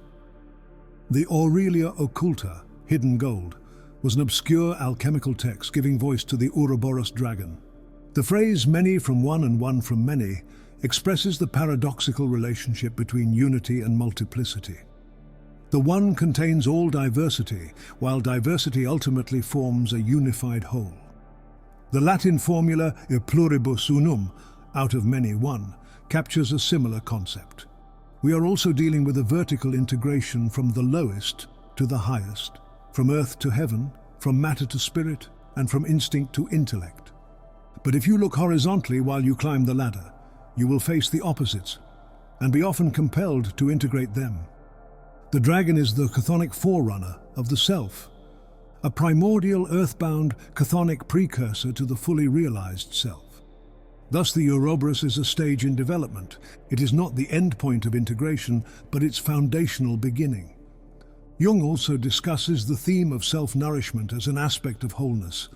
The food of the Queen Mother, peacock's flesh and lion's blood, consists of the goddess's own attributes. That is to say, she eats and drinks herself.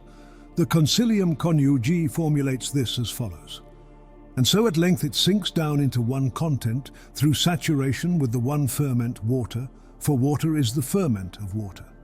It is always the same idea, which is best expressed by the Ouroboros. The Queen Mother refers to an alchemical figure representing the feminine principle. Her food, peacock's flesh and lion's blood, symbolizes her own attributes. The peacock, with its rainbow-colored tail, represents fullness of color and beauty, while the lion symbolizes solar strength and royal power. By consuming these, she integrates these qualities into herself. It's the same motif. The Concilium Conjugii, Council of Marriage, was an influential alchemical text. Its formula, "water is the ferment of water," describes how a substance catalyzes transformation. Just as yeast ferments sugar into alcohol, the psyche contains its transformative agents.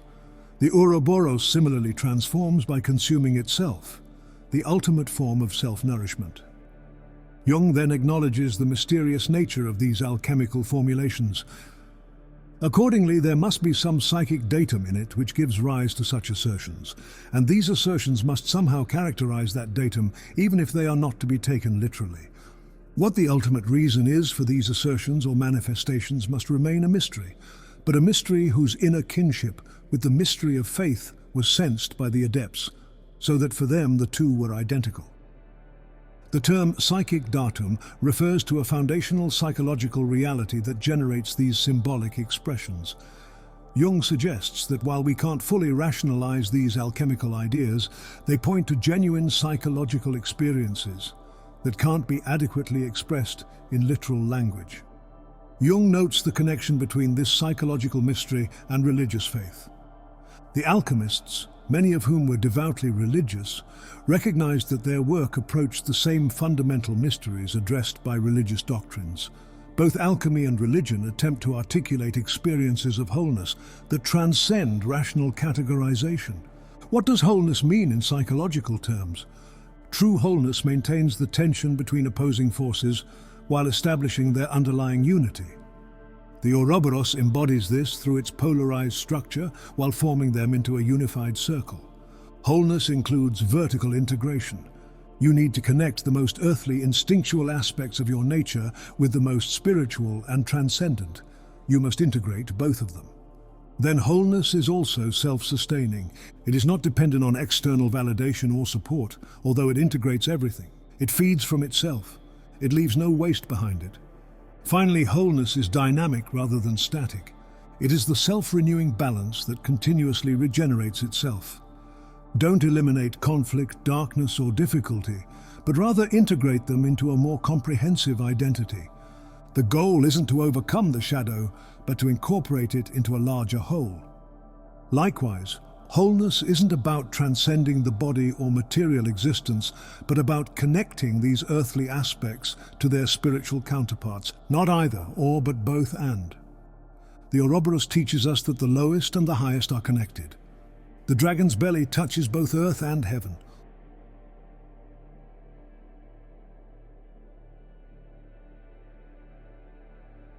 The Ouroboros encircles not just light but darkness. It encompasses both illumination and shadow. In the Gnostic text Pistis Sophia, we encounter a striking description of this cosmic darkness. The Saviour answered and said to Maria, "Not only are they painful beyond all the punishments of the judgments, but every soul which will be taken to that place will perish in the severe frost and the hail and the very fierce fire which are in that place." Here Jesus describes the suffering within the chambers of the cosmic dragon of darkness. These are the spiritual consequences of remaining in unconsciousness. The severe frost, hail, and fierce fire are the paralyzing effects of unconsciousness. Rigidity, fragmentation, consuming intensity. The text continues with a cosmological observation. The Saviour answered and said to Maria, "When the light of the sun is outside the world, it covers the darkness of the dragon. But when the sun is beneath the world, the darkness of the dragon remains as a veil of the sun. And the breath of the darkness enters into the world in the form of smoke at night. That is, when the sun draws to itself its rays. For the world is not able to bear the darkness of the dragon in its true form, else it would be dissolved and perish at the same time." There is a delicate balance between consciousness and unconsciousness. The sun represents consciousness, while the dragon is the primordial darkness of the unconscious. During daylight, which are periods of conscious awareness, the darkness is covered but not eliminated. When consciousness withdraws, the darkness emerges, but in an attenuated form as smoke, dreams, fantasies, and subtle intuitions. The crucial insight is that the world is not able to bear the darkness of the dragon in its true form. Full, unmediated contact with the raw unconscious would overwhelm the psyche. The ego would dissolve, leading to psychosis or spiritual catastrophe. This is why initiation into the mysteries always proceeds gradually. The darkness must be encountered in measured doses. Pistis Sophia describes what happens to souls when they encounter this darkness. And the Saviour, with great mercy, said to Maria, "All men who will be of this type of which thou hast spoken, while they are still living, give to them the mystery of one of the 12 names of the chambers of the dragon of the outer darkness." What follows is a description of spiritual redemption through knowledge. The text reveals that understanding the names of the dragon's chambers protects against being permanently trapped in unconsciousness. It suggests that confronting darkness requires comprehending its structure and nature. The passage continues with a vivid description of how souls might be rescued from the darkness. At the time when they shall say it, the whole dragon will be shaken and will be exceedingly agitated. And the door of the chamber in which are the souls of those men opens upwards. It is a spiritual technology of liberation. By knowing the true names of the darkness, recognizing the specific qualities of our unconscious patterns, we create openings for transformation. The dragon shakes as rigid structures of unconsciousness are disrupted, and doors open upwards toward higher consciousness. Pistis Sophia then details which souls are taken into darkness. The Saviour answered and said to Maria, "No souls are taken into the dragon through these doors, except the soul of the slanderers and those who are in erroneous teaching, and all those who teach errors, and the pederasts, and those souls of men who are defiled, and the impious and all godless men, and the murderers and adulterers and poisoners." This list of spiritual transgressions represents various ways consciousness can be distorted or corrupted. Slanderers and those in erroneous teaching symbolize false consciousness, beliefs that misrepresent reality. The other sins represent unintegrated instinctual drives or shadow elements that possess rather than serve the psyche. And when the souls finish being taken into the outer darkness in the mouth of its tail, it returns its tail into its own mouth and encloses them. This is the manner in which the souls are taken into the outer darkness. Here is the Ouroboros image again, the serpent enclosing those trapped in unconsciousness. The mouth of its tail creates a paradoxical image where beginning and end meet. The souls are not consumed but enclosed in a circular prison of their own making. Yet this enclosure is a containment for transformation. Psychologically, darkness serves essential functions in the individuation process. Darkness represents necessary confrontation. Before transformation can occur, we must face what we've denied, rejected, or failed to integrate. The shadow cannot be transcended until it is acknowledged and embraced. No one who has never visited the shadow realm can know completion. Darkness is where incubation happens. Just as God speaks from darkness and seeds germinate in the dark soil, psychological transformation requires a period of gestation away from the light of consciousness. The same thing happens when you're starting a business or creating your masterpiece. In the alchemical nigredo phase, existing structures dissolve before new integration emerges. Darkness requires surrender of control. The ego must relinquish its illusion of autonomy to access the regenerative power of the unconscious. The ego is not a good master. This surrender feels like death or dissolution, but paradoxically leads to rebirth. The darkness of the Ouroboros also symbolizes the unknown potential within us. Jung called this the shadow gold, the precious capabilities and insights hidden within our rejected aspects. By willingly descending into our darkness, we recover these treasures. However, this descent is perilous.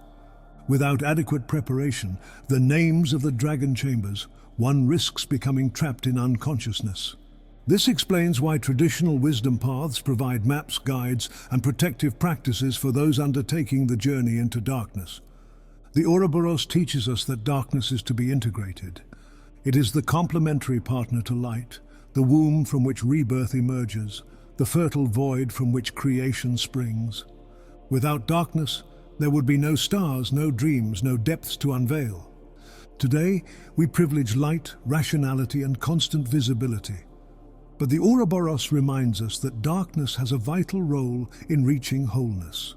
Thus, to become whole, we must be willing to enter the dragon's darkness, armed with awareness, prepared to encounter its chambers, learn its names, and discover that what seemed most threatening ultimately contains our liberation.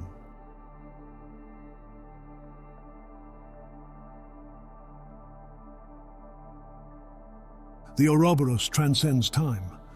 While we perceive existence as linear progression from birth to death, the serpent eating its tail reveals a deeper truth. Endings flow into beginnings. Death feeds life. Time itself may be circular rather than linear. In Mysterium Conjunctionis, Jung connects this circular conception of time to early Christian symbolism. Tertullian says, "In the same way the Lord applied to himself two Greek letters, the first and the last, as figures of the beginning and end which are united in himself. For just as Alpha continues on until it reaches Omega, and Omega completes the cycle back again to Alpha, so he meant to show that in him is found the course of all things from the beginning to the end, and from the end back to the beginning, so that every divine dispensation should end in him through whom it began." This thought corresponds exactly to what the alchemists sought to express by the Ouroboros. The Alpha and Omega symbolism in Christianity captures the same timeless truth as the Ouroboros. Christ as both beginning and end is an embodiment of the principle of circular completeness, where origin and destination are one. There are not just 12 chambers, but also 12 disciples. Anyway, the phrase, "I am the Alpha and the Omega," Revelation 1:8, unmistakably reminds us about the Ouroboros, with its implication that the divine encompasses all of time in a single, eternal present. Jung emphasizes the pre-Christian origins of this symbol. The Ouroboros is a very ancient pagan symbol, and we have no reason to suppose that the idea of a self-generating and self-devouring being was borrowed from Christianity, for example, from Tertullian. Although the analogy with Christ, who as the one God begets himself and voluntarily offers himself for sacrifice, and then in the rite of the Eucharist, through the words of the consecration, performs his own immolation, is very striking. This highlights the archetype's universality across cultures and epochs. The parallel between the Ouroboros and Christian concepts of divine self-sacrifice and regeneration shows just how universal archetypes emerge independently in different religious and cultural contexts. How is that possible? We are all one in one way or another. The self-devouring serpent and the self-sacrificing deity both express the cosmic principle of cyclical renewal through willing transformation. And above all, unity. Jung traces the ancient origins even further back. The concept of the Ouroboros must be much older and may ultimately go back to ancient Egyptian theology, to the doctrine of the homoousia of the Father God with the divine son Pharaoh. The term homoousia, same substance, refers to the theological concept that became central to Christian debates about the Trinity, whether Father and Son share the same divine essence. Jung suggests this notion originated in Egyptian theology, where Pharaoh was considered the divine offspring sharing the essence of the Father God. This connection reveals how notions of cyclical divinity, where parent and offspring share a singular divine essence, predated Christianity. The Ouroboros transcends not just historical time, but also conceptual chronology. Unexpectedly, but not surprisingly, we come across a similar formulation in ecclesiastical literature in the remark of St. John Chrysostom that Christ was the first to eat his own flesh and drink his own blood at the institution of the Last Supper. This striking image from Chrysostom, an influential church father, connects the Eucharist to the self-consuming Ouroboros. At the Last Supper, Christ consumed the bread and wine he had just identified as his own body and blood, a paradoxical act of self-consumption that parallels the serpent devouring its tail. Beyond religious contexts, Jung recognizes how the Ouroboros principle operates in cultural and psychological evolution. But over and above that, he represents a dominant of consciousness, such as a generally accepted principle or a collective conviction or a traditional view. These systems and ruling ideas age and thereby forcibly bring about a metamorphosis of the gods, as described in Spittler's Olympian Spring. It seldom occurs as a definite collective phenomenon. The reference to Carl Spitteler's epic poem Olympian Spring, 1900 to 1906, points to how collective ideas, like the gods of myth, must undergo periodic death and rebirth to remain vital. The Ouroboros represents this eternal cyclical renewal of consciousness itself. The phrase, a definite collective phenomenon, suggests that while this renewal typically happens unconsciously, moments arise when societies consciously transform their foundational myths. Jung also observes how individual transformation ripples into collective change. Mostly, it is a change in the individual which may, under certain conditions, affect society when the time is fulfilled. This connects individual psychological renewal to broader cultural transformation. The phrase, when the time is fulfilled, suggests that timing is crucial.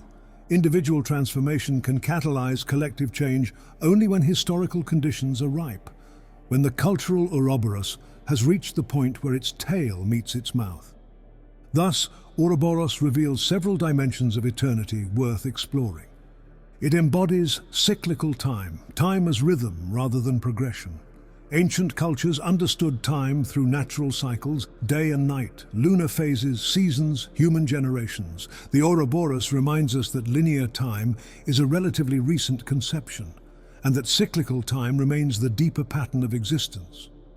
Second, the Ouroboros represents eternal return. The concept explored by philosophers from the Stoics to Nietzsche is that events recur infinitely, not as identical repetition, but as recurring patterns with endless variations. Like a musical theme played in different keys, the essential structure persists while individual expressions change. The serpent symbolizes the eternal now, the timeless present that contains all time. Just as the Ouroboros contains its beginning and end in a simultaneous image, each moment of existence potentially contains the fullness of being. Mystics across traditions describe experiences where past, present, and future collapse into an eternal now. The Ouroboros also illustrates eternal self-renewal, the capacity to regenerate continuously. Unlike linear conceptions where energy disperses and systems decay, the circular model shows how endings become beginnings, death becomes life, and dissolution becomes regeneration. In our days, we are dominated by linear conceptions of progress, achievement, and growth. But the Ouroboros offers a counterbalance. It reminds us that true sustainability requires circular processes, that endings are necessary for new beginnings, and that what appears as decay often nurtures rebirth. The eternal Ouroboros invites us to recognize patterns in our lives that recur in different forms. The same essential themes appear throughout our journey, but at different levels of consciousness. What seems like repetition is often spiral development. It returns to similar points, but at higher levels of integration. The symbol also offers consolation by revealing that nothing truly ends. Energy transforms rather than disappears. Patterns recur in new variations, and what seems like finality from one perspective becomes genesis from another. Our individual lives, like the Ouroboros, participate in cycles larger than our personal timelines. Additionally, the eternal serpent teaches us to value the present moment as complete rather than as a means to future achievement. When beginning and end coincide, each point on the circle holds equal significance. We stop seeing time anxiously. We start being able to experience a more appreciative presence.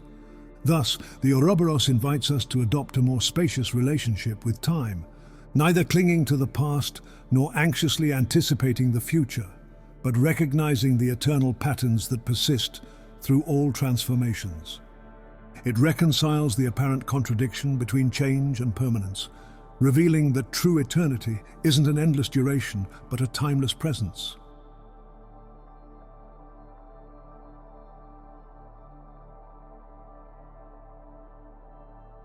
At its deepest level, the Ouroboros is liberation. It is freedom from limitation through the integration of opposites.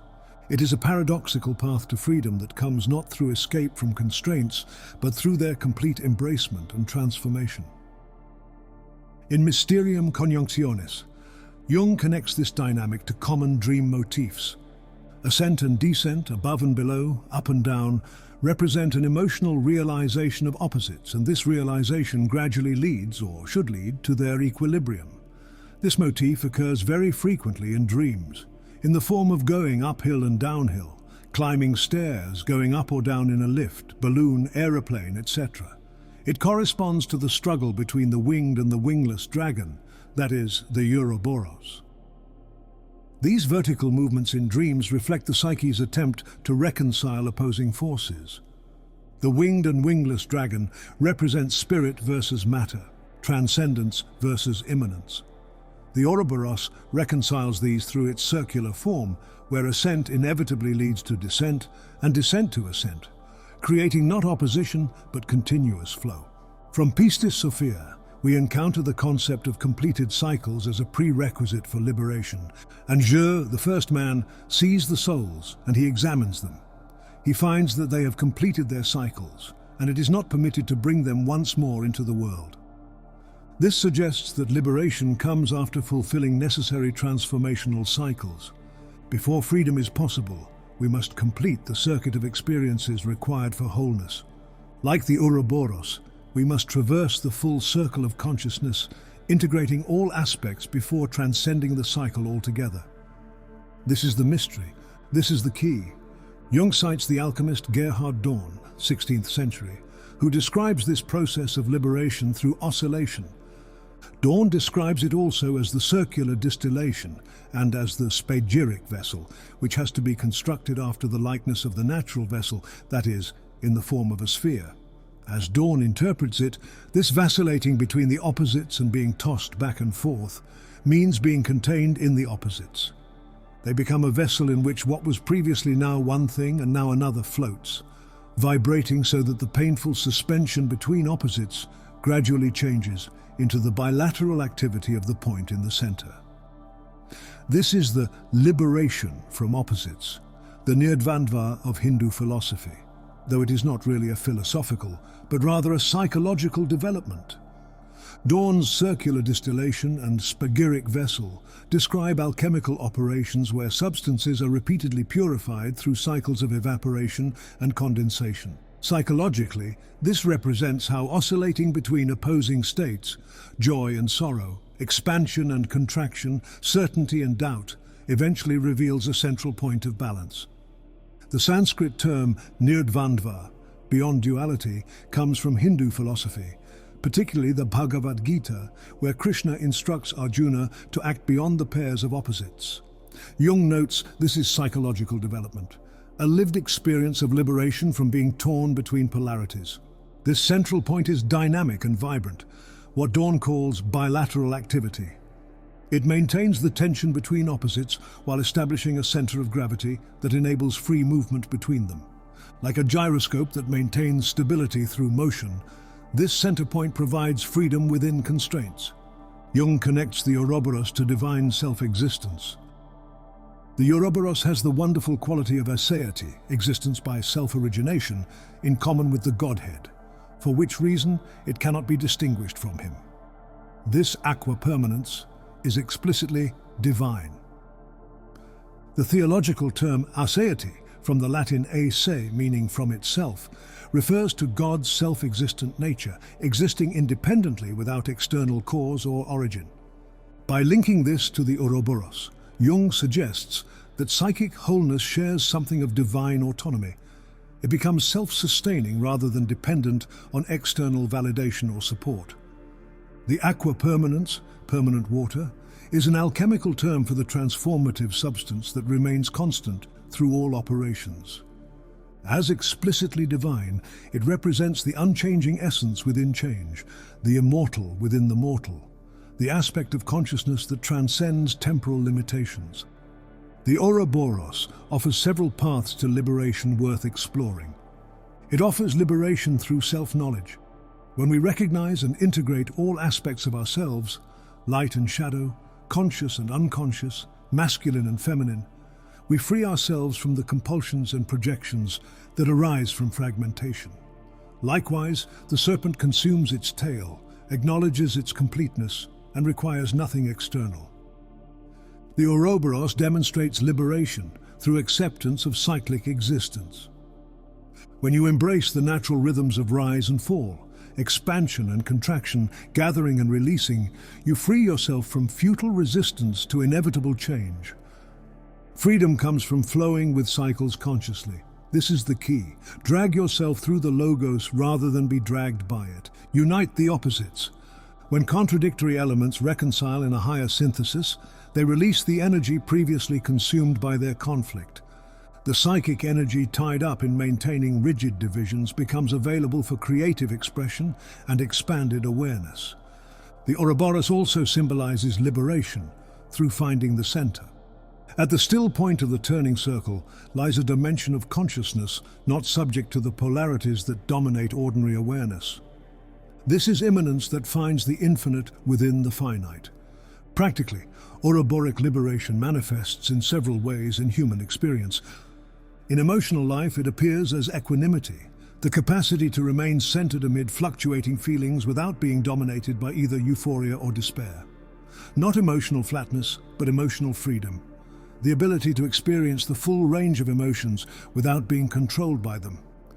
In intellectual life, it emerges as cognitive flexibility, thinking that transcends rigid categories and binary oppositions. The liberated mind moves freely between analysis and synthesis, skepticism and belief, focusing and expanding awareness as appropriate to the situation. In relational life, it appears as the capacity for intimacy without fusion and autonomy without isolation. Like the Ouroboros that maintains its individual form while connecting to itself, a liberated relationship balances connection and differentiation. In spiritual life, it manifests as what Zen Buddhism calls ordinary mind. The freedom found not in extraordinary states, but in bringing full presence to ordinary experience. Like the Ouroboros that finds completion in itself rather than seeking it elsewhere, spiritual liberation discovers the sacred within the mundane. The ultimate liberation symbolized by the Ouroboros is freedom from the fear of death. When the ending and beginning coincide, death loses its finality and becomes a transition within a larger continuity. The serpent that consumes itself demonstrates that destruction can be creative, that ending can be beginning, and that death can be rebirth. Thus, the Ouroboros invites us to a paradoxical liberation. Freedom is found not by escaping limitations, but by embracing them so completely that they transform into doorways. It reveals that true freedom isn't the absence of constraint, but the presence of conscious choice within natural cycles. It teaches us that the most profound liberation doesn't remove us from the circle of existence, but places us at its center, where stillness and motion, freedom and necessity coincide.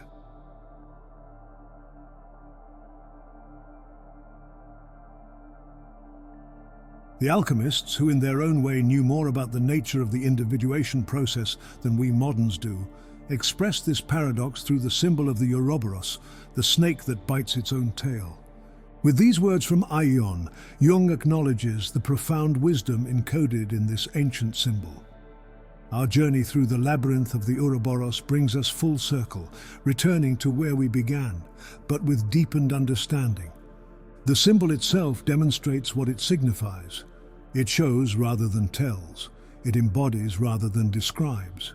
In contemplating the serpent devouring its tail, we experience directly the unity of opposites, the continuity within change, the wholeness that contains all diversity. Yet this integration doesn't come easily, as Jung notes in his description of alchemical imagery. The transformations described in Rosenkreuz's Chemical Wedding give one a good idea of the transformations and symbols of Mercurius. Like him, the lion appears in dual form as lion and lioness, or he is said to be Mercurius duplex. The two lions are sometimes identified with the red and white sulfur. The illustrations show a furious battle between the wingless lion, red sulfur, and the winged lioness, white sulfur. The two lions are prefigurations of the royal pair, hence they wear crowns. Evidently, at this stage, there is still a good deal of bickering between them, and this is precisely what the fiery lion is intended to express, the passionate emotionality that precedes the recognition of unconscious contents. The quarreling couple also represent the Ouroboros. This vivid description of battling lions, one earthbound, one winged, reveals the tumultuous process of integration.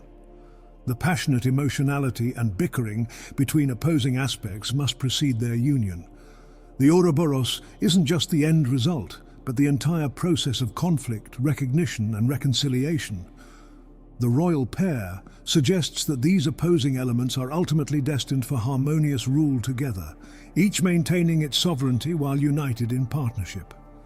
Jung clarifies the developmental nature of the Ouroboros. The Ouroboros symbolizes the goal of the process, but not the beginning, the massa confusa or chaos. For this is characterized not by the union of the elements, but by their conflict.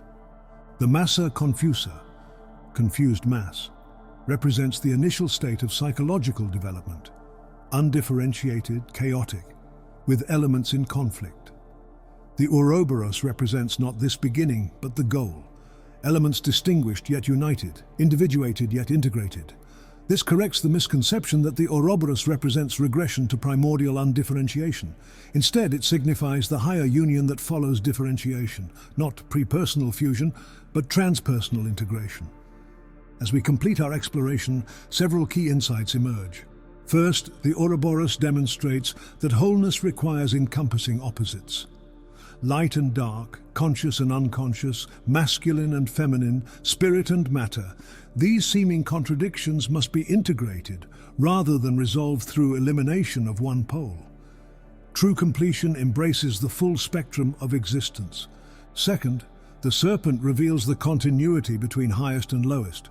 What appears most distant, spirit and matter, heaven and earth, divine and human, ultimately connects in the circular form. This abolishes hierarchy in favor of cycle, showing how apparently opposing elements depend upon and transform into each other. Third, the Ouroboros illustrates that transformation requires self-consumption. Growth demands that we digest our own experiences, assimilate our shadow, and metabolize our past. What we resist persists. What we embrace transforms. The serpent teaches that psychological development requires this willing self-consumption. Fourth, the circular symbol demonstrates that endings generate beginnings. Death nurtures life, dissolution enables reconfiguration, emptying creates space for filling. The Ouroboros thus offers a profound response to the fear of ending. It reveals that finality is illusion, that apparent conclusions always seed new origins. Fifth, the self-encircling serpent shows that wholeness is self-contained yet dynamic. Complete in itself, yet constantly renewing, the Ouroboros models psychological integrity that is neither rigid nor fragmented. It depicts a wholeness that generates its own movement rather than requiring external motivation. While ancient, the Ouroboros speaks powerfully to our contemporary predicaments. In an age of environmental crisis, it reminds us that sustainable systems must be circular, with waste becoming resource. In an era of political polarization, it demonstrates how opposing positions ultimately connect and require each other. In a time of accelerating change, it reveals how apparent chaos can conceal emerging order. For our individual journeys, the Ouroboros offers guidance at each stage of development. In youth, it encourages embracing both rebellion and tradition, finding how innovation and conservation need each other. In midlife, it illuminates how crisis often represents opportunity for integration of neglected aspects. In later years, it reveals how apparent diminishment can conceal inner expansion, how external contraction can accompany internal amplification. The Ouroboros also speaks to the relationship between individual and collective. Just as the serpent contains both unity and multiplicity, personal transformation ripples into social change, while cultural evolution enables individual development. The boundary between self and society proves as permeable as the distinction between the serpent's head and tail. Perhaps most profoundly, the Ouroboros teaches us to recognize patterns. When we detect the recurring themes in our lives, the cyclical nature of our challenges, and the spiral path of our development, we gain perspective that transforms our relationship to difficulty. What seemed like meaningless repetition reveals itself as progressive refinement. As we conclude our journey with the Ouroboros, we find ourselves transformed by what we have contemplated. The serpent has bitten into our awareness, breaking open rigid patterns of thinking, dissolving artificial distinctions, and revealing the underlying unity that pervades apparent diversity. It has taught us that life feeds on itself not in destructive consumption, but in creative regeneration. In the words of the Emerald Tablet, as above, so below. This ancient Hermetic principle finds perfect expression in the Ouroboros, where beginning meets end, where highest meets lowest, where inner meets outer. The microcosm of individual consciousness and the macrocosm of universal process reveal themselves as reflections of a single pattern. Thus, we leave the Ouroboros changed by our encounter, carrying its circular wisdom into our linear lives, finding in its infinite loop the key to integrating the fragmented aspects of our existence. The serpent continues its eternal self-consumption, a living symbol of the paradoxical truth that only by embracing our limitations can we transcend them. Only by accepting our mortality can we touch immortality. Only by acknowledging our partiality can we approach completeness. The Ouroboros remains what it has always been, a mirror of the cosmos and the psyche, a map of the journey and its destination, an invitation to recognize that what we seek is already present, waiting to be discovered in the place where beginning and end, question and answer, seeker and sought, become indistinguishable. If you've found value in these revelations, if you've been awakened to patterns that were always there but rarely acknowledged, I ask you to help this message reach those who need it. Like, subscribe, share. These simple actions amplify truth in a world that prefers comfortable darkness to uncomfortable light. Leave a comment with your thoughts. What clicked? What challenged you? What did you enjoy? What didn't you like? What new connections have you made? Remember, the pursuit of truth is enlightenment. A perpetual search like the movements of the Ouroboros. So mote it be. Until our next revelation, this is Irrevelato, unveiling what has always been visible to those with eyes to see.